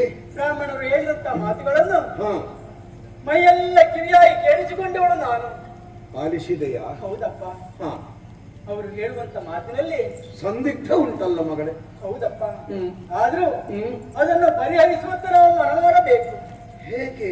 ಎಂತ ಬಿಡಿಸುವುದು ಈ ಒಗಟನ್ನು? ಅಲ್ಲಿ ಇರುವಂತ ಹ. ಅಂದ್ರೆ ಅಯೋಧ್ಯೆಯಲ್ಲಿ ಇರುವಂತಹ ವ್ಯಕ್ತಿ ಹ. ಬೇರೆ ಯಾರು ಆಗಿರುವುದಕ್ಕೆ ಸಾಧ್ಯವೇ ಇಲ್ಲಪ್ಪ. ಅಂದ್ರೆ ಅದು ನನ್ನ ಪತಿದೇವರ ಅಂತ ನಳಚಕ್ರವರ್ತಿಯೇ ಸರಿ. ಹೇಗೆ ಸಿದ್ಧಪಡಿಸುವುದಮ್ಮ? ಅಪ್ಪ, ಓ. ಯಾರು ತಿಳಿಯದ ಹಾಗೆ ಹ. ತಮ್ಮ ರೂಪವನ್ನು ಮರೆಮಾಚಿಕೊಂಡು ಹ. ಬೇರೊಂದು ಹೆಸರನ್ನು ಇರಿಸಿಕೊಂಡು ಹ. ಅಯೋಧ್ಯೆಯಲ್ಲಿದ್ದಾರೆ. ಆತ್ಮಾಭಿಮಾನಿ. ಹೌದು. ಹ್ಮ್. ಎಷ್ಟೇ ಪ್ರಯತ್ನ ಪಟ್ಟರು ಹ್ಮ್. ಅವರನ್ನು ಗುರುತಿಡುವುದಕ್ಕೆ ಸಾಧ್ಯವೇ ಇಲ್ಲಪ್ಪ. ಸರಿ ಸರಿ ಸರಿ. ಆದ್ರೆ ಓ. ಒಂದು ಉಪಾಯ ಉಂಟು. ಹೇಗಮ್ಮ? ಅಪ್ಪ, ಓ. ಒಂದು ಉಪಾಯ ಮಾಡೋಣ. ಯಾವುದನ್ನು? ನಿಮ್ಮ ಮಗಳಾದ ದಮಯಂತಿಗೆ ಹ. ಪುನರ್ಸ್ವಯಂವರ. ನಮ್ಮ ವಂಶದಲ್ಲಿ ಹುಟ್ಟಿ ಬಂದು ಇಂತಹ ಮಾತನ್ನಾಡುವುದಕ್ಕೆ ಮನಸ್ಸಾದರೂ ಬಂತೆ ನಿನಗೆ? ಸಮಾಜ ಒಪ್ಪಿಕೊಳ್ಳುವ ರೀತಿಯಲ್ಲಿ ಉನ್ನತವಾದಂತಹ ಸಂಸ್ಕಾರವನ್ನು ಕೊಟ್ಟವನು ನಾನು. ಕಟ್ಟ ಕಡೆಗೂ ಇಂತಹ ಹೀನ ನುಡಿಗಳನ್ನು ಆಡಿಬಿಟ್ಟೆಯಲ್ಲ. ಅಪ್ಪಯ್ಯ, ಅಪ್ಪಯ್ಯ, ಏನು? ಈ ದಮಯಂತಿನ ತಿಳಿದುಕೊಂಡದ್ದು ಇಷ್ಟೇಯ ನೀವು? ನಿಮ್ಮ ಮಗಳಪ್ಪ ನಾನು, ನಿಮ್ಮ ಮಗಳು. ನನ್ನ ಮಗಳಾಗಿ ಹೀಗೆ ನುಡಿಯಬಹುದು? ಚಾರಿತ್ರಹೀನನಾಗಿ ಬದುಕುವವಳು ಅಲ್ಲ ಅಪ್ಪ ನಾನು, ಬದುಕುವವಳಲ್ಲ. ಆಡಿದ ಮಾತು ಸರಿಯಪ್ಪ. ಯಾಕೆ? ಯಾಕೆ ಹೇಳಿದೆ? ದಮಯಂತಿ ಪುನರ್ಸ್ವಯಂವರ ಅದು ಹೌದು. ಏನರ್ಥ? ತನ್ನ ಗಂಡನನ್ನ ತಾನು ಪುನಃ ವರಿಸುವುದಾಗಿ ಅಲ್ವೇ? ದಮಯಂತಿ ಪುನಃ ಸ್ವಯಂವರ ಅಲ್ವೇ? ಹಾಗೂ ಆಗ್ತದೆ. ಅಲ್ವಾ? ಹ ಹ. ಮತ್ತೆ ಓ. ಇದೇ ರೀತಿಯಾಗಿ ಹ. ಓಲೆಯನ್ನು ಬರೆದು ಹ್ಮ್. ಎಲ್ಲಾ ರಾಜ್ಯಗಳಿಗೂ ಹ್ಮ್. ಎಲ್ಲಾ ದೇಶಗಳಿಗೂ ಕಳುಹಿಸಿಕೊಡಿ. ಜಗತ್ತು ಅದನ್ನು ಮತ್ತೊಂದರ್ಥದಲ್ಲಿ ಸ್ವೀಕರಿಸಲಿಕ್ಕಿಲ್ಲವೇ ತಾಯೇ? ಪುನಃ ಸ್ವಯಂವರ. ಹ. ಇನ್ನೊಂದು ಸ್ವಯಂವರ ಎಂಬುದಾಗಿ ಹ.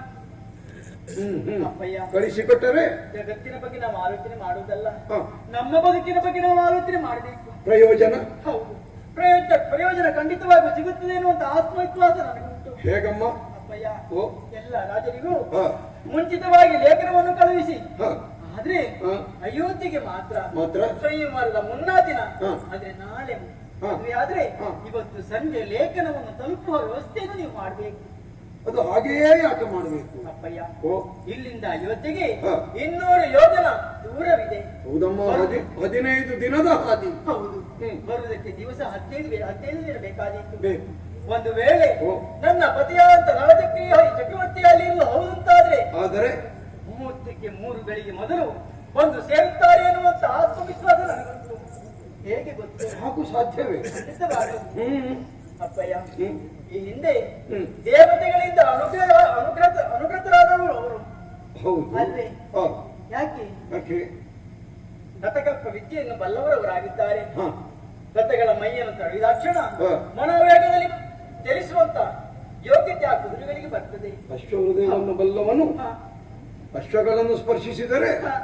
ಮನೋವೇಗದಲ್ಲಿ ಸಂಚರಿಸಬಲ್ಲವು. ಹೌದು, ನೀನೇ ಹೇಳಿದ್ದೆ, ಹೌದಪ್ಪ, ವಾಯುದೇವನ ಅನುಗ್ರಹ. ಹೌದು. ಹ. ಮತ್ತೊಂದು ವಿಚಾರ, ಹ, ಬರುವಂತ ಹ. ಎಲ್ಲರಿಗೂ ಕೂಡ ಓ. ಬಿಡದೆಯ ವ್ಯವಸ್ಥೆಯನ್ನು ಮಾಡಬೇಕು. ಹ್ಮ್ ಆದ್ರೆ ಹ್ಮ್. ಯಾರಿಗೂ ಕೂಡ ಹ್ಮ್. ನೀರು, ಬೆಂಕಿ ಹ್ಮ್. ಇದರ ವ್ಯವಸ್ಥೆಯನ್ನು ಮಾಡಕೂಡದು. ಹ್ಮ್ ಹ್ಮ್ ಹ್ಮ್ ಹ್ಮ್ ಇದಕ್ಕೂ ಒಂದು ಕಾರಣ. ಹ್ಮ್ ಎಲ್ಲಿ ನೀರು, ಬೆಂಕಿ ಇಲ್ಲದೆ ಅಡುಗೆ ಮಾಡಿ ಊಟ ಮಾಡಿರ್ತಾರೋ ಹ. ಅಲ್ಲಿ ನನ್ನ ಗಂಡ ನಳಚಕ್ರವರ್ತಿ ಇರುತ್ತಾರೆ ಎನ್ನುವುದು ನಿಶ್ಚಯ ಅಪ್ಪ, ನಿಶ್ಚಯ. ಆ ಒಂದು ಬಿಡಾರಕ್ಕೆ ನೀರು ಬೆಂಕಿ ಕೊಡಕೂಡದು, ಹ, ಅನ್ಯರಿಗೆ ಕೊಡಬಹುದು. ಹ. ಅಲ್ಲಿ ಯುವ ಅಟ್ಟುಂಡರು ಅವರು ಅಂತಾದ್ರೆ ಅವರೇ ಸರಿ ಸರಿ ಸರಿ ಸರಿ ಸರಿ ಸುಯೋಗ್ಯವಾದಂತಹ ಯೋಜನೆ. ಹೌದಪ್ಪ. ತಡ ಮಾಡುವುದು ಯಾಕೆ? ಹ. ಈಗಿಂದೀಗಲೇ ದೇಶಗಳಿಗೆ ಪತ್ರಲೇಖನವನ್ನು ಕರ್ಣಿಕರಿಂದ ಮಾಡಿಸಿ ವಿತರಿಸುವಂತ ವ್ಯವಸ್ಥೆ ಮಾಡ್ತೇನೆ ಬಾ.